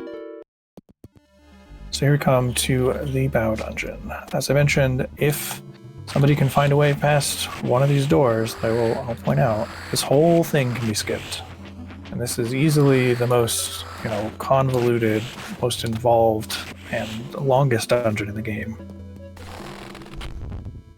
I can't think of the number off the top of my head, but there's a lot of these torches that I'm about to light here. You have to light a series of them. I think it's in the range of 20, 25. That might be a little bit much. I would say it's close to 20 of them that you have to light in order for the boss to spawn. So if we could just skip picking him up altogether and go to the end of the game, because you can go to the end of the game as soon as the game starts, thanks to how powerful the Out of Bounds is. It'd save a lot of time. But for now, we will be more or less going through this dungeon as intended. Making sure that we flip all the switches that we need to, grab all the keys that we need to, light all the torches, fight the monsters, do some small little optimizations. Hopefully that's not an optimization at all. But we can get that bonfire in sight. Oh, I overjumped it. I got greedy. Don't get greedy, kids.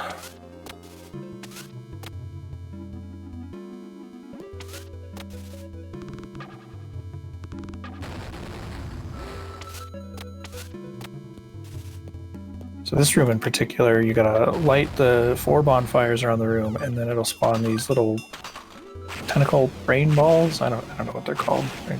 Meatballs. And you have to kill all of them. And I actually don't want shade. I want to optimally get Ifrit out and have him fight them out here, and then punch them back towards us. It doesn't seem like he wants to cooperate. As long as he's punching them, that's a win.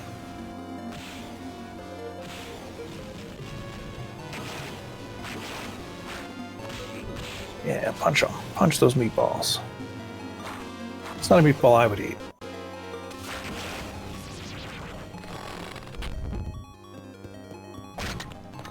Key. So there's a lot of backtracking back and forth across this dungeon, and a lot of stuff to remember.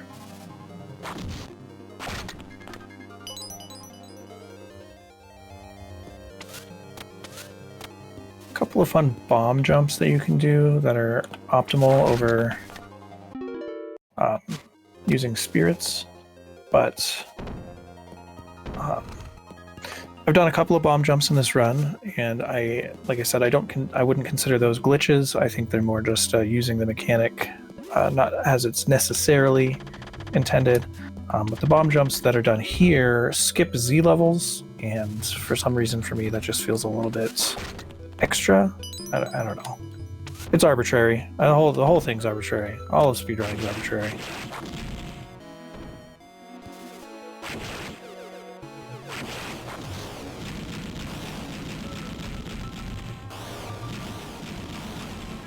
Using a bomb jump, we can skip coming into this room entirely. Well, no. Actually, now I'm thinking about it. You still need to get this key, but you can skip this annoying little sequence of trying to get Ditto to be summoned off this tiny little water droplet. There we go. And so you can use a bomb to knock yourself over these fires rather than to put them out. And it's, I guess, knowledge of later in the game where you do a very similar bomb jump over some fires. It messes with your Z level in such a manner that it allows you to pick up a key that is nowhere around where you're supposed to be able to pick it up at all, and that part definitely feels like a glitch. Maybe I'm combining a similar thing that is not necessarily the same. I'll point it out when we get to it. It's in the beyond.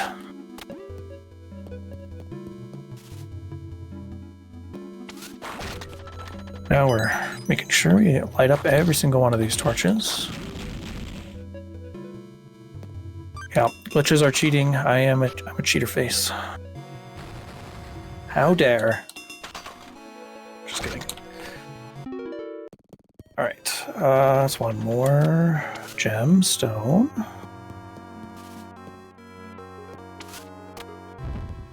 Making our way through this dungeon, not necessarily the fastest, but I'd say pretty good.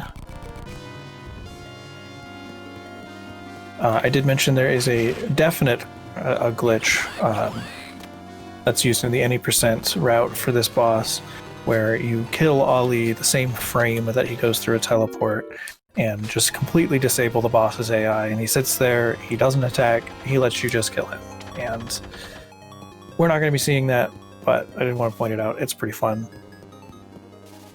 It involves getting yourself real low by... Make it... No, you cannot one-cycle it. So you get yourself really low by falling in these pits intentionally, and then as we get to the teleporter in a couple rooms away from here, you throw a bomb at a wall, and then have the bomb deal an exact amount of damage to get you to 0 HP as you go through the teleporter. And then the game lets you keep moving and attacking and doing stuff. You can't use items, but the elixir item will heal you back up to full HP if you take extra damage while at 0 HP. So these little spikes in this room, after we kill the boss, we walk into one and it heals us back up to full. But we'll just be using the infinite ammo Omega Sword to deal with Dwayne here.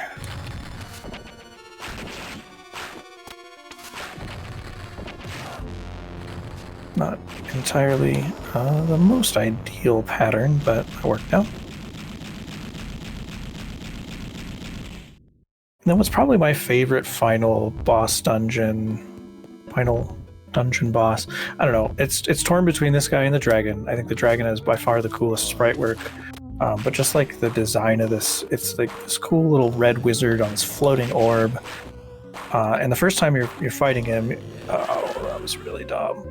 You think, oh, I've got to kill this wizard, right? But no, if you kill the wizard and leave the orb, another wizard will drop from the sky and just show up. Well, he summons these little electric brain doohickeys. So yeah, so you kill the wizard, and another one just pops down from the sky. And we'll keep doing that until you kill the real boss, which is a crystal ball. Kind of funky. There's a lot of weird idiosyncratic things about this game that I really like. Like just how cute Bao is. Like, he's a little plant guy. He's just a mouth. And he's cute. You know, big old smile. I like him.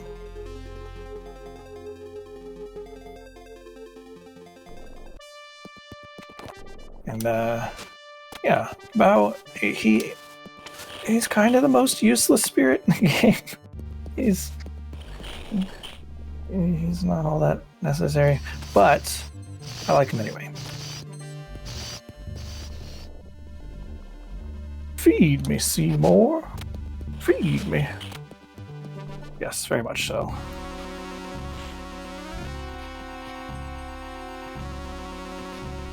I'm gonna come down here. And at the castle, so as you might have noticed, that town is just full of bad guys that it was not full of before. This is the sort of door that I'm talking about that, if we could find a way to skip, would save a third of the run. That's not the one, but that's the sort. His bite is the only way to get through it. In the 80% run, we do not do this section of the game at all. There's no need. What we're doing while we're coming in here, we're going to go confront Silver Armlet.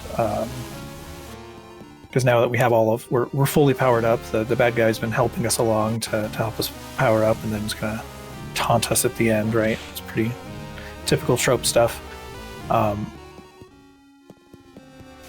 But there's an item hidden underneath the palace, a magical MacGuffin that the bad guy needs, but doesn't have the power to get. But we do have the power to get, so they trick us into getting it for them. Oh, what a shock when it turns out that that was the secret to summoning the real big bad at the end. Oh no. How could we do that? So we'll come here into the basement of the dungeon, and we need to grab a bunch of gems for our 100% goal. Otherwise, we wouldn't need to come in here, because, well, in the storyline, we're coming to pick up a MacGuffin, the large cube, as it's called in the game. If you get to the section of the game where Silver Armlet asks you to provide the large cube, and you do not have it in your inventory, she goes, "Oh, thanks for giving me the large cube," and lets you go into the dungeon. The game doesn't check at all that you've actually picked it up. And for a game that's as tightly programmed as this one, that always stuck out to me as a bit of an odd oversight in their progression programming, but definitely take advantage of it.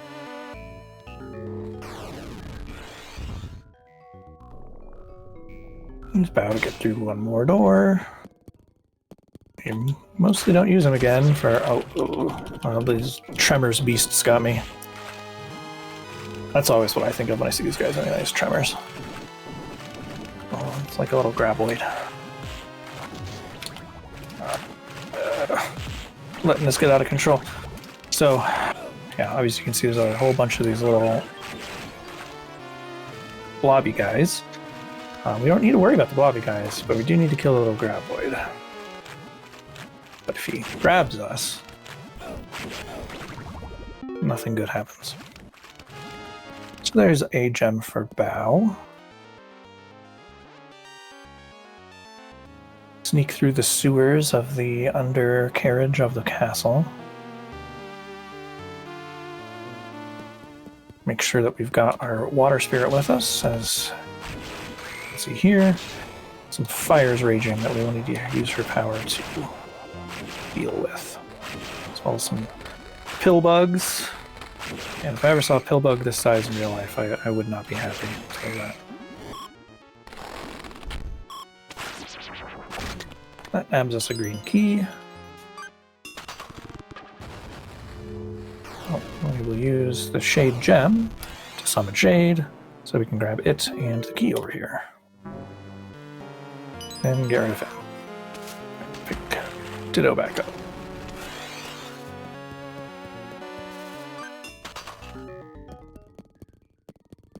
So, as you might imagine, skipping this entire dungeon is a pretty big boon when you're trying to go as fast as possible, as there's a lot going on, a lot of keys to grab, a lot of mazes to navigate, spirits to be swapping back and forth from. I played this game so much as a kid. As I mentioned, it's one of those games that I actually had on the Genesis. All of this is still mostly muscle memory. I do like this room because there's so many of these little slime guys, and when you knock them into each other, they can sometimes get caught in a little loop where they're just bouncing off of each other over and over and over again, and it looks really funny. Like, yeah, those guys are doing right there. I don't know. There's a lot of things about this game that I love that are just kind of little weird random stuff that I'm going to point out, and it is what it is, which is a great game. I have a really hard time ranking my favorite Sega Genesis games, though. This is easily in the top 3. Shining Force 2, Phantasy Star 4, Beyond Oasis are my top 3, and I have no idea in which order the 3 of them appear. Then, you know, we got Comic Zone. Loved Comic Zone. Rocket Knight Adventures that we saw earlier. That game's amazing. Streets of Rage. Any of them. My personal favorite was 3.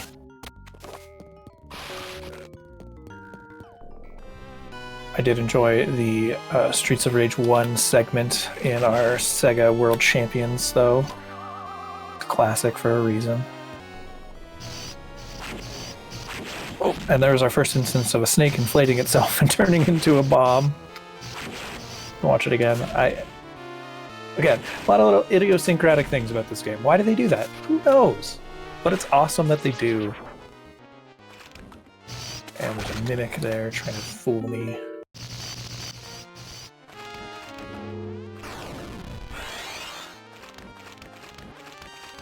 I can't not mention Sonic and Knuckles with Sonic 3 attached. That's one of my favorite Genesis games too. Hey look, there's a large cube. That turned into a slightly smaller cube. Go talk to Poppy, king of the land, for a second. Notice that the princess, our sister, who's sitting next to the king, every other time we've come into this room, is missing. She was there when Silver Armlet was there last time, so... Turns out she's been kidnapped, and we have to go rescue her. And that's not ideal, is it? We're going to do a bit of a cleanup here, so we have to go grab some gems that are kind of out of the way. You would otherwise not ever even really know that they're there, or to get them. Getting bullied by these bats. Grab Shade off of this armor guy if the bats don't get in the way.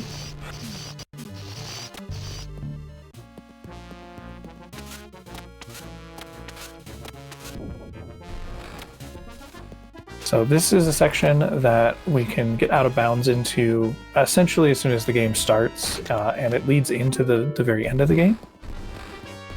It involves doing some pretty precise platforming around some pits, and rolling through without knowing where you're at, because Ali isn't even on the screen during the out of bounds. I don't fully understand how Delicatesse, I believe is how it's pronounced. He's the world record holder.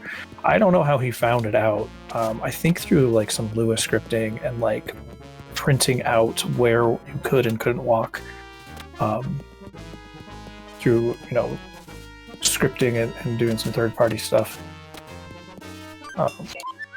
But it's not too hard to memorize how to get through it.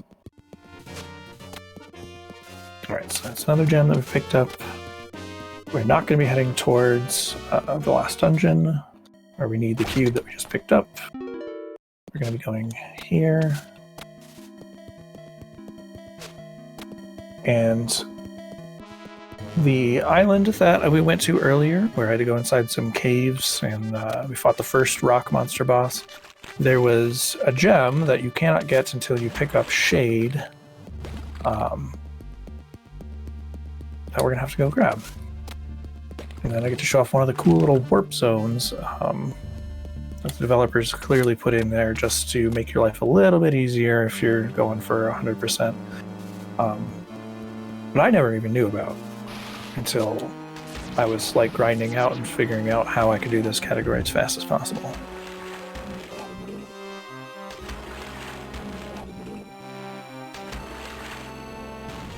So we'll do backtrack through this dungeon, skipping basically everything. Grab Shade off of this.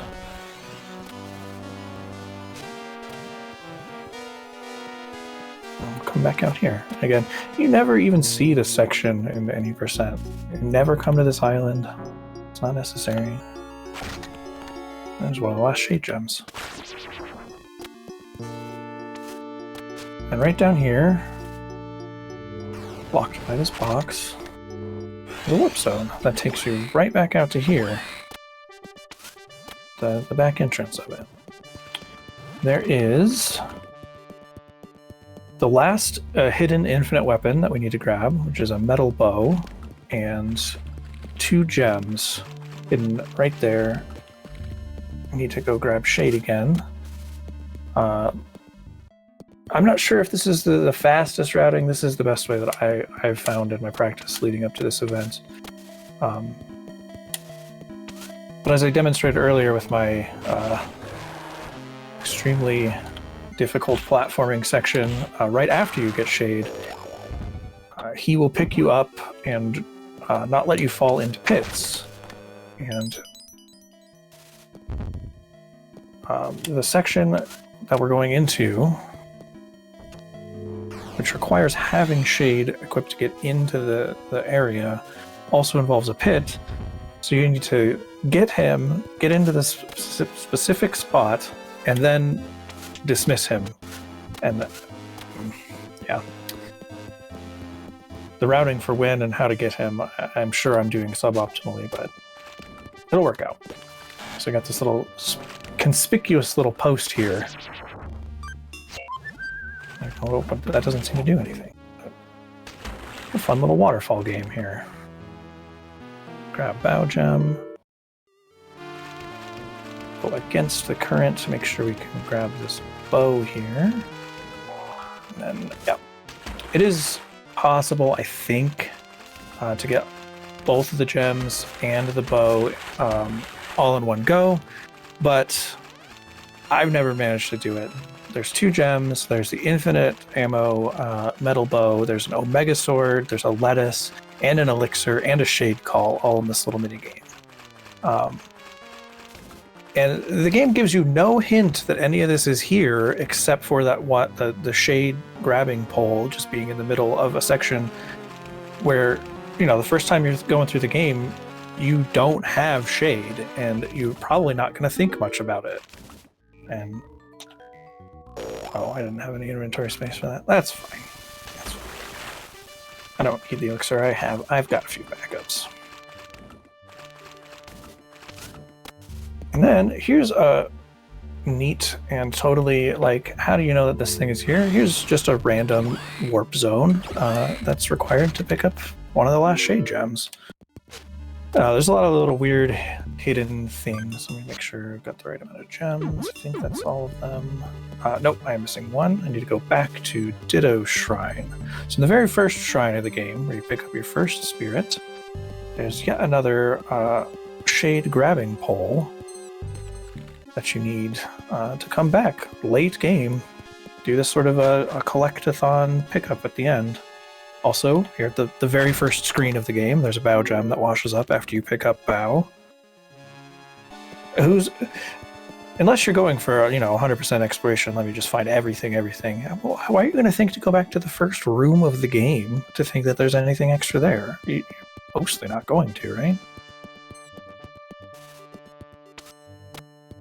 Yeah, I think this was a fun game that had a lot of replayability when I was a kid. Like, you know, once you get to the end, I'll show off the after the credits scene of, hey, here's your stats, and it'll show you have 59 out of 60 gems, and you're like, what do you mean 59 out of 60 gems? I thought I had done everything. So, but you know that you've got to go find one more, and so you'll probably end up scouring and scrubbing. Great replayability. That's what I'm saying. Long story short, the game's awesome. I love it. Drop the shade call. And you might ask yourself, well, if you have a shade call, why did you bother on that whole tangent about routing it out? Because I needed it for here. Although, I guess if I went out of my way to pick up the shade call in the waterfall game, I could do both. Use the shade call to get in, and then pick the one up. That's probably smarter. Thinking out loud, I'm figuring stuff out. Live, we're figuring it out. Alright, let's do a quick check. 12, 12, 12, 10.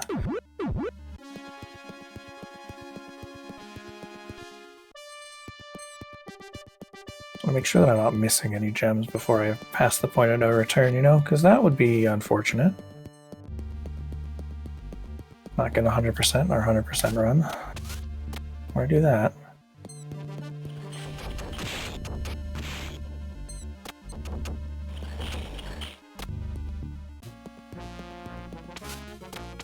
So we're back here in the mountains.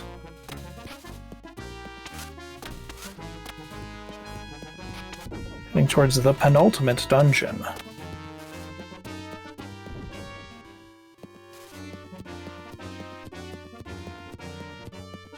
The one where we hand over the cube that straight up told us, I contain the ultimate evil's power and soul.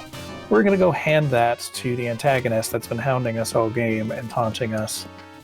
That doesn't seem like a very smart idea, but what are you going to do? Alright, so this is the point of no return. I'm going to make a really quick check here. I've got a thing open, make sure that I'm not missing anything, so I should have... 12. Seem to be missing one.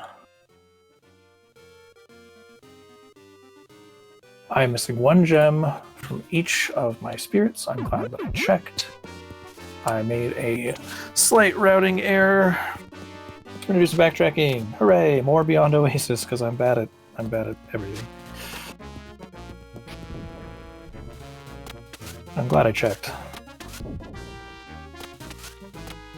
Let's go back into one more zone that we've seen before, but couldn't do everything in because they showed you an item that you need a spirit to interact with, that we did not have that spirit yet. And so, if you weren't remembering it, you're probably not gonna go back and check. And I was right there. I was in the right spot. I forgot. But to be fair to myself, there's a lot to remember in this game.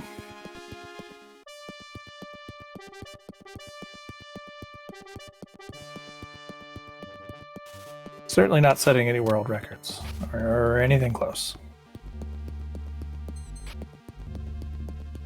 I mean, it's a pity world record because nobody else has ever even bothered to do a 100% run with no glitches, but that's neither here nor there.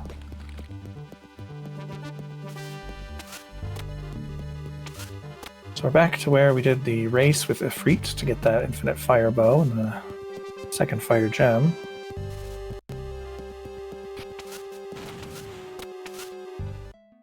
Remember this section here, we got on a ship after doing some combat. There was a room with a couple of turrets, and we did some combat in. There was also a room with one of those bow grate doors that we could not open because at the time we only had 2 spirits. But they conveniently put a bow summon spot right here for us.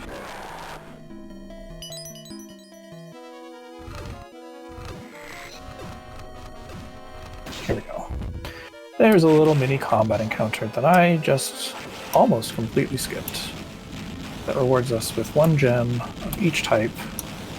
And that would have been no good.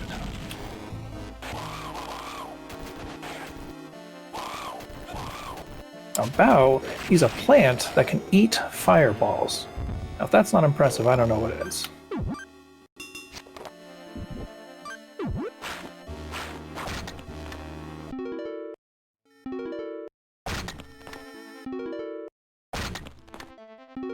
Alright, so now I'm checking it with 13, 13, 13, 11.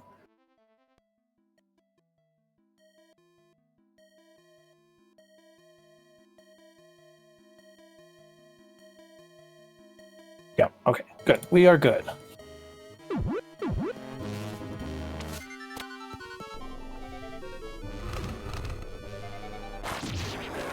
Now we have to backtrack.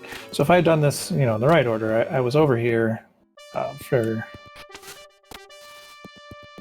picking up a Shade Gem at Ditto Shrine, which is just south of here.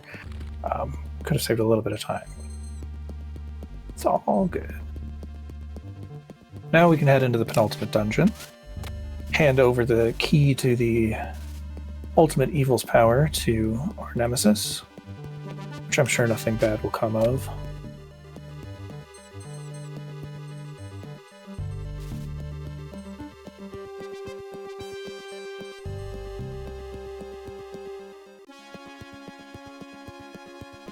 Here's a warp up here, which we already used. But it's a little bit faster, so we'll do it again. That gets in the way.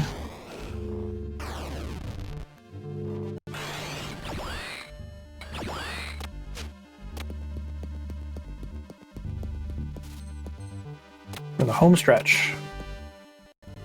Ish.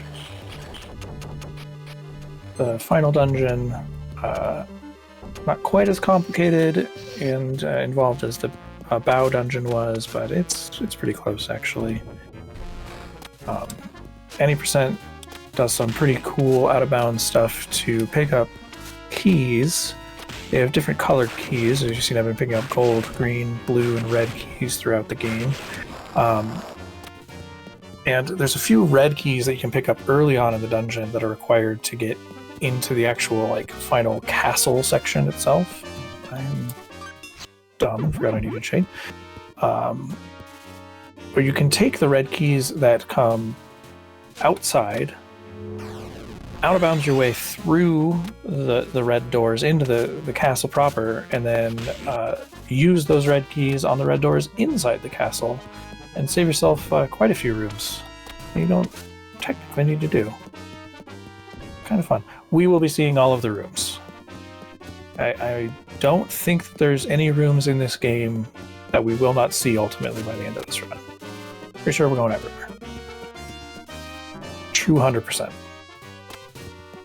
Oh, I lied. There's one room. There's one room in the main castle with a library that tells you how to do the special moves, but since I know how to do them, I didn't bother going there. And it's too late now, but if you want to see that room, play the game yourself. I bet you'll have a lot of fun with it. So, even though our nemesis has been kind of a pain and, taunting us throughout, she's also been giving us hints and giving us extra power, and is true to her word. When we gave the large cube, she returned our sister, the princess, safely. So, not entirely irredeemably evil, probably, right?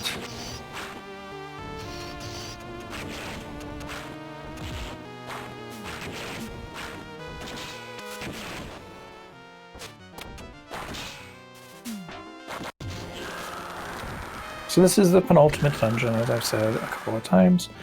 You're going to do a bunch of combat encounters. There's one in particular that's really quite frustrating because there's going to be water rushing up from the bottom of the screen that's trying to push us. Okay. One more. Dang, I was trying to get through that without... This is the room. So this water is pushing us towards a pit, and we have shade, thankfully. Who will rescue us like that if we get knocked off. The water never stops coming, so... Oh my goodness. This is going to take some doing, because I've now got myself trapped in a bit of a loop. Time our jumps.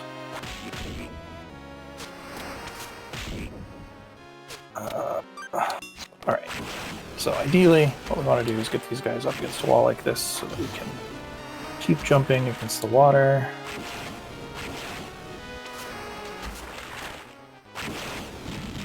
So that one drops an elixir. We have plenty of, it's not that big a deal, but the true spoils there is that blue gem. Get rid of shade because he will not let us fall in that pit even if we want him to.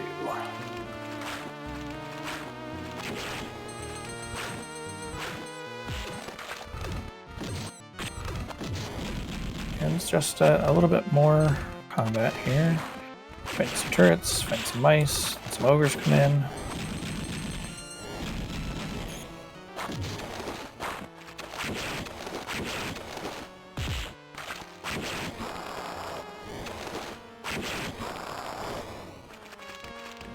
some meat.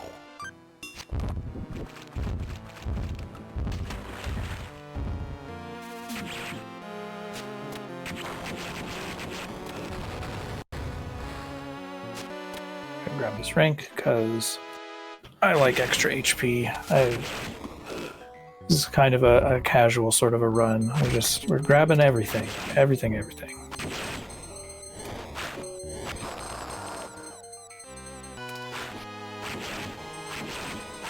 Even if it costs us frames. So we need to kill 3 of these little graboids. I don't know what they're actually called. Hidden in the ground in this section. That'll drop a chest that contains another gem. We'll be, I don't know, be that much closer to finishing up. Oh gosh, oh gosh.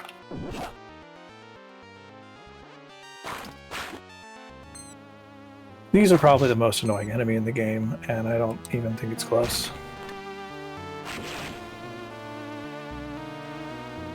Because if they grab you, you lose so much time. And you can't even see them until they're attacking. That's alright. It's alright. This is the last one for now. Hey, thanks for the good luck. I need it. Where are we at? 14, 14, 13, 11. So here we're going to grab Ditto again, hopefully. Okay, that's not going to work. We'll do it in this room. So any percent and or 100% glitches involved. This next room, if we ever make it there, there's a series of 3 fires that we're going to be putting out with Ditto's bubble, as intended. However, if you you can do some pretty fun shenanigans with bomb jumps and jump over the fires, and it will set your Z level to such that you can, that chest that's there on the right contains a key that we need, and it is in a completely different Z level than where we're at. But something about those bomb jumps messes with your Z level in such a way that with very precise timing and positioning, you can get Shade to grab the key early and skip a lot of the rooms that we're about to go through. We will not be doing that. Again, we're going to be seeing everything. Grab Shade off of his gem. Shade bow. 2 hours into the run, my brain is fried. Apologies, everyone.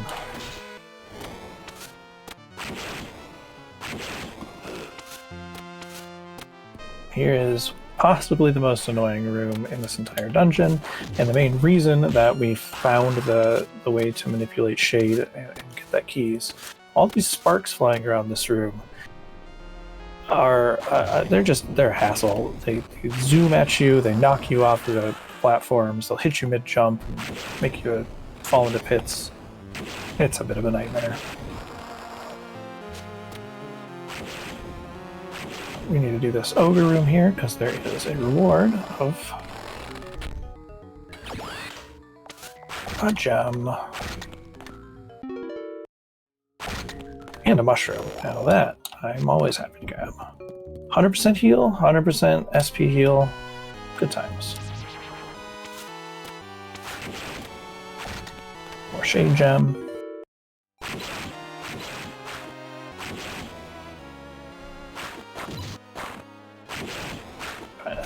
Take out these sparks while I'm here. So you have to wait for these platforms. You got to deal with enemies that are floating and will home and zoom in on you while you're trying to platform. It's just a hassle that if you can skip, you probably want to skip. This room's got more floating rain balls. Oh, I see. That was rude of you. You don't need to kill them, but to get them out of the way, I'm going to mostly kill them. Getting that switch will drop a whole bunch of bombs and blow up those rocks. I don't know But I strongly suspect that if you were to physically just take like the infinite hyper bombs that we picked up earlier and threw a whole bunch of them at them without hitting the switch, that the same thing would happen. But I don't know that for sure. This game it's got so much consistency in how stuff like that works that I feel like that's probably how it would work. Right. So trying to cheese it and go a little faster didn't work, so once again kill all the sparks we can. One more rank.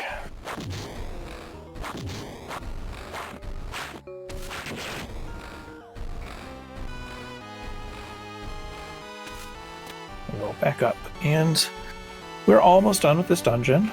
The boss here is easily the most annoying boss in the game. In a glitch full run, he is super easy because you can just throw a bomb as you enter his room and it will put Ollie in a state of permanent invincibility. That's definitely a glitch, and we're not going to do that.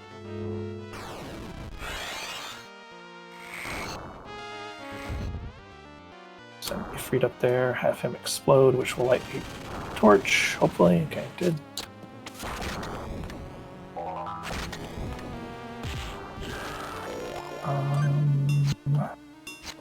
Okay, grab that. One more combat encounter before the boss. Drops a weapon that we don't need, so I'm not even going to bother. A little bit of a puzzle. The solution is to hit the switches in the order of the spirits that you picked up. Not too...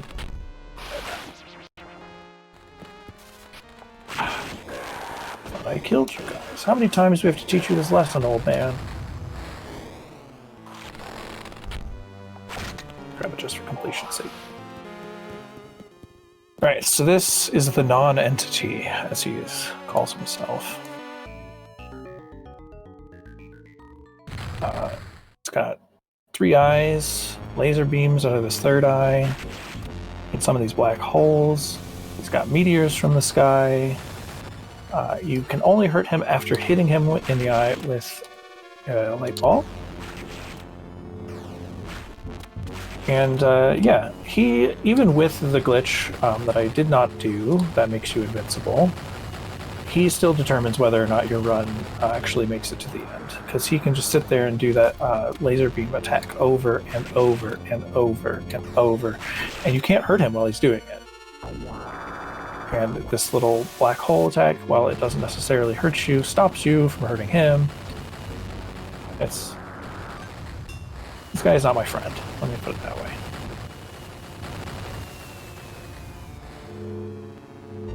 Nope, there he goes. So even though I hit him in the eye to make him vulnerable, he decided to do laser beam and then do a black hole. But we got it. All right, we're in there. We're at the final dungeon. Going to the Shadow Realm to fight Agito himself.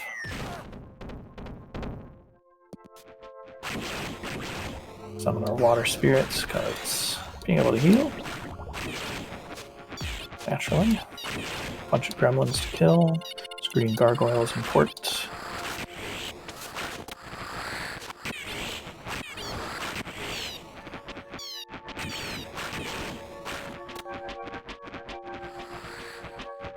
And one more gremlin, it looks like. That should drop us a key. Excellent.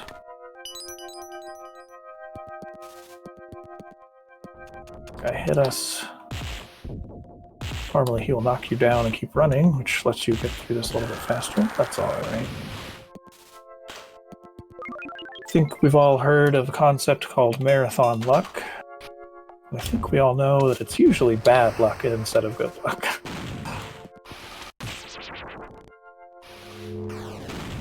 Grab Shade, because we need him.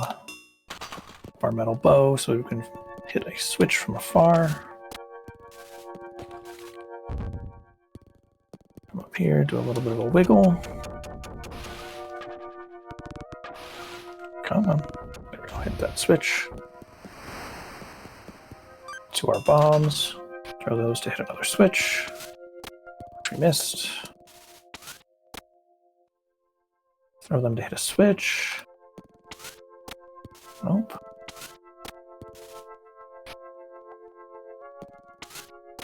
Okay, well, third time was not the charm. We'll just go manually jump on it. Promise I'm not as bad at this game as it looks like I am.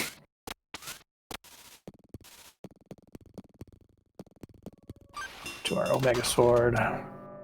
Hop this gap. Hopefully. There we go. Shade. Grab Ditto. It's another section where you bomb jump over that in a normal run, but we don't like hopping over fires with bomb jumps.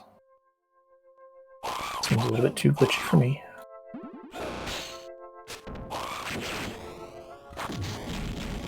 Got a series of turrets and a raptor. Now we have to wait. We have to wait for all the turrets to spawn in.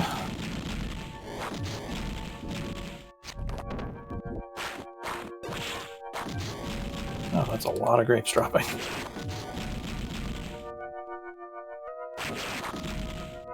Can't attack this fireball with fire, but luckily we don't need to. We just need to grab the fire gem and skedaddle.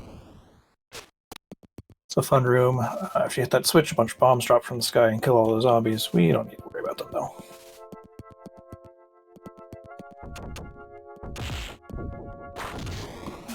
So that's the red door I was talking about.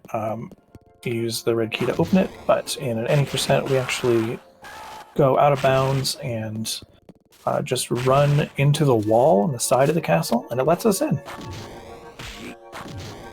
This game is it's a bit of an anomaly to me because it's so tight in some ways and so like impeccably programmed, and then just the weirdest little things are just like, and how did you let that slip by you again?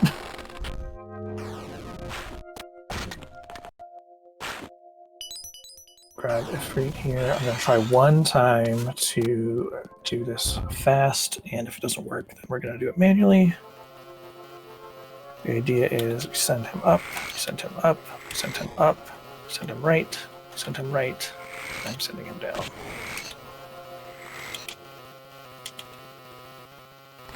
Alright. So that should have worked, but I'm going to double check. Yeah, we got it, but it's alright. So you do that, I light two torches up here, at the top of the screen, and then you can just leave the room and then do a little bit of some shenanigans here. We're going to use Ifrit to breathe fire. Not what we're trying to do. Get him on top of this switch. Go to the other side and open this door a little bit early.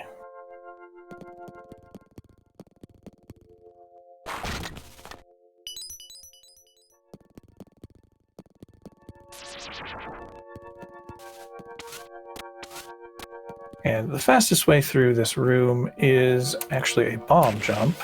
Well, a series of bomb jumps. I've had zero luck doing bomb jumps tonight, so we're not even going to try. We're just going to use the switches that we hit when we did our manual confirmation.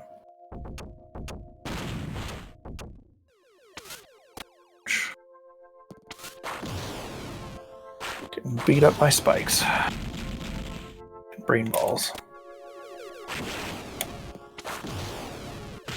We're going to keep spawning until we hit this switch.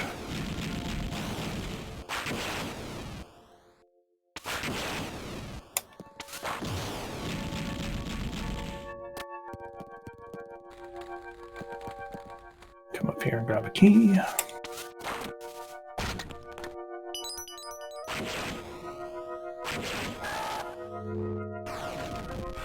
Gonna heal up a bit. So we already passed the green door, so we're gonna backtrack a bit, go into it.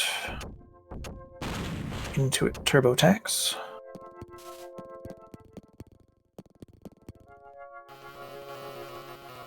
Oh, the sparks are so trolly.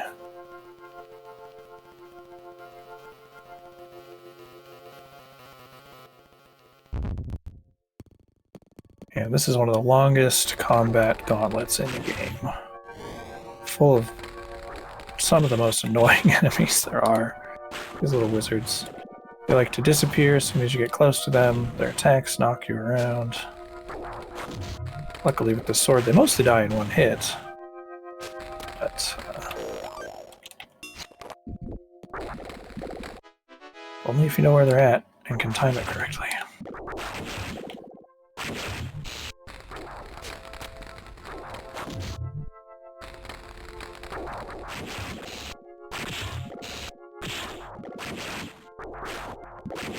You have a very nasty habit of spawning, attacking, and disappearing right as you're about to hit them.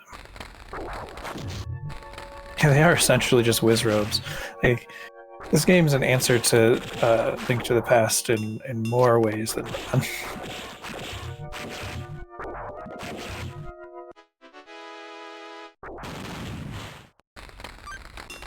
We'll just munch through a bunch of healing items. It's all fine.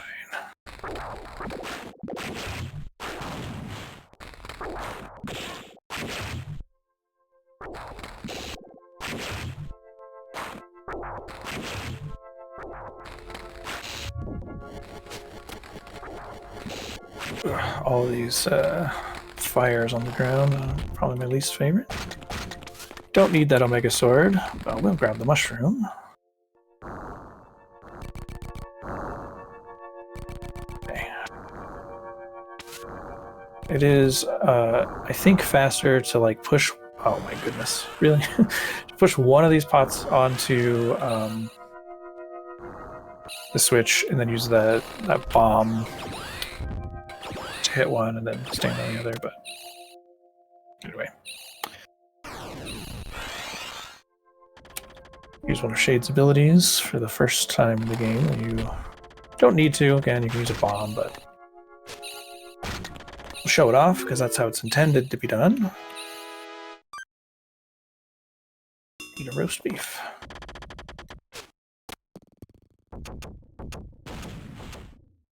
Where am I at my jobs? 15, 15, 14, 13. That seems right. Sure hope that's right.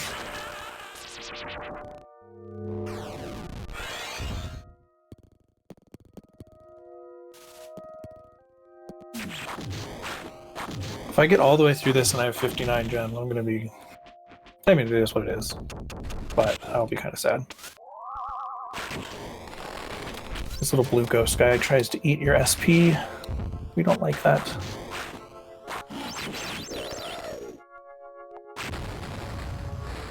Two of our last gems are in this room. We need to full clear it.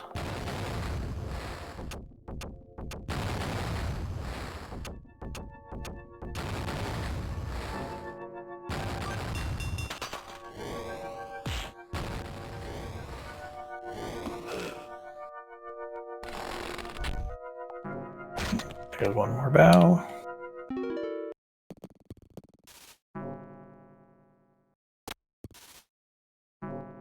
Shade.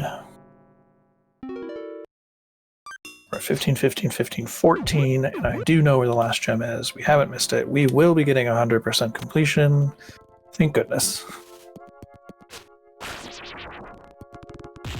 So this is the door that I've talked about multiple times tonight. As far as we know, there is no out of bounds that we've been able to comprehend that will let us get through this door without summoning Bao and using his ability to break the door open. And trust me, the community for this game is not huge. It's got the largest part of the community is Russian speaking. But we've tried. I've tried. They've tried. People who have fallen out of the game have tried. We cannot find a way through that door. If you find it, the world record is yours for free, and gratitude of a lot of people. We messed this up.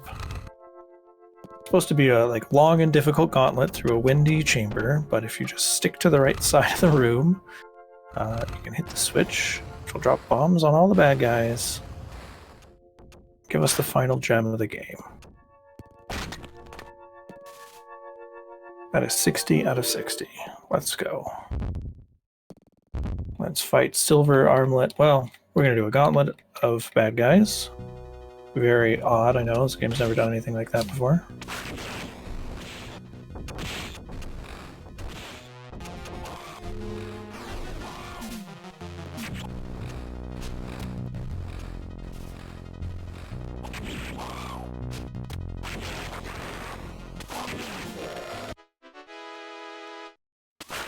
We're going to summon Shade because he makes Silver Armlet fight a lot easier. And this guy's here. And try and get into the right position before he fully dies. Reward you with your death. Well, thanks. That's such a thoughtful reward. I appreciate it. So you can use Shade to tank hits without actually getting stunned, and then just take a hit, hit her, take a hit, hit her. And if you don't, she's constantly jumping around and a real hard one to hit. So this is the very end of the game. So what we're going to do, we're going to drop down a Bow Call. Going to summon it for just another safety elixir, which is completely unnecessary. And there's the Silver Armlet. We can finally get it, have it, and the world will be safe. Oh, wait. Oh gosh, what is this? This is a nightmare. This is H.R. Geiger.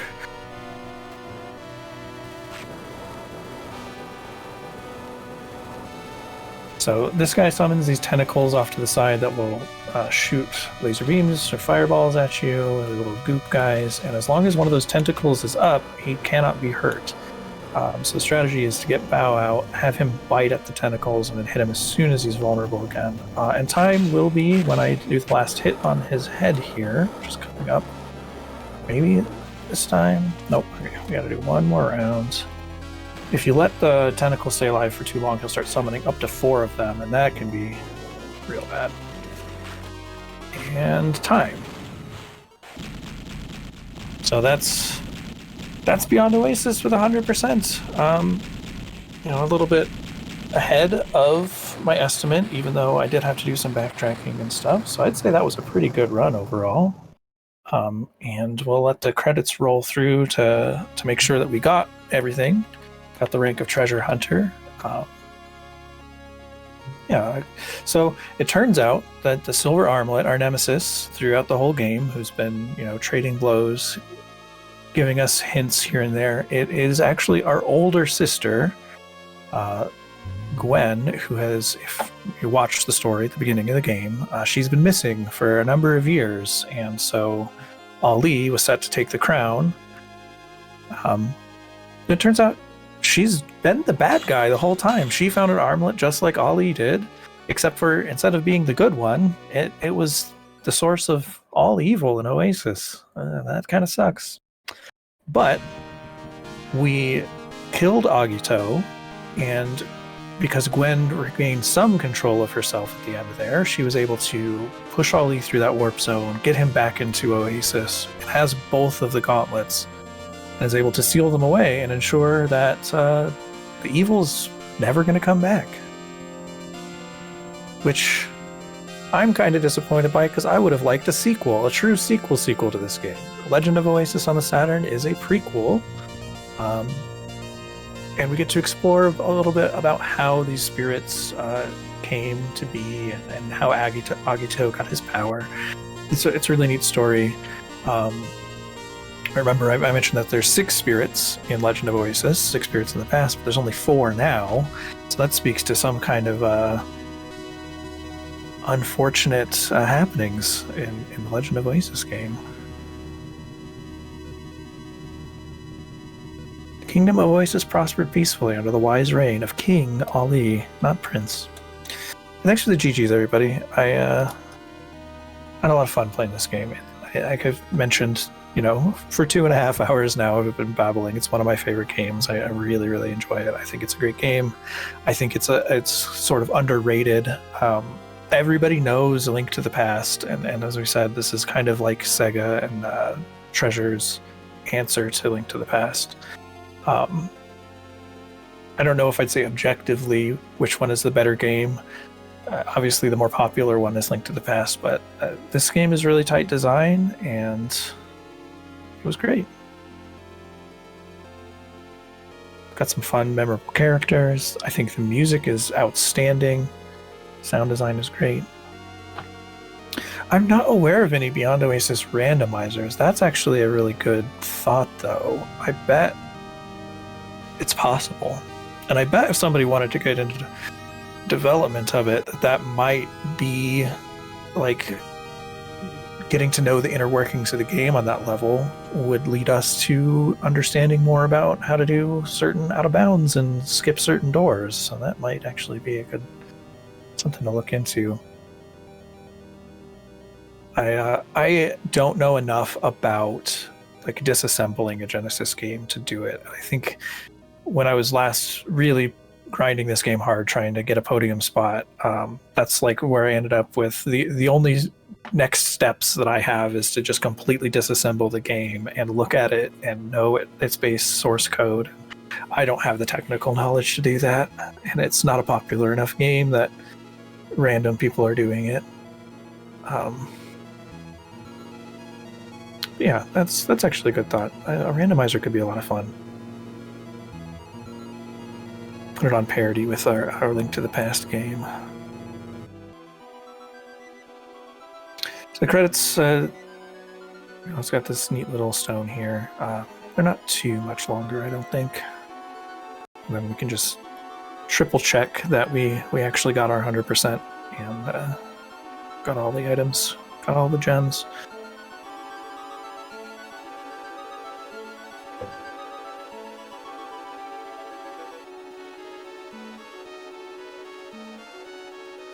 But I guess, while waiting here through the credits, I've been rambling for a while. I'll ramble a little bit about SegaCrew being awesome. This event is really cool. I'm honored that you guys let me take part, and I really dig the community. Anybody who's watching but not a part of the SegaCrew officially, hit up the Discord, join us, play some Sega games with us. It's a lot of fun.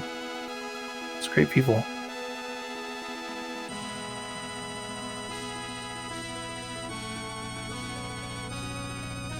And, the first day, I guess we're technically into the second day. It's 2:30 in the morning here for me.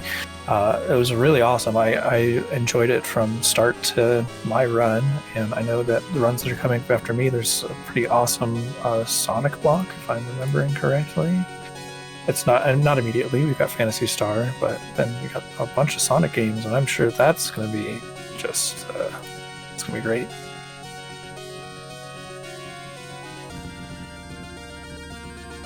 And yeah, I got time, but SEGATHON 6 and/or SEGATHON Live 2024, we're gonna have some Legend of Oasis happening. We'll get to see the full, complete story.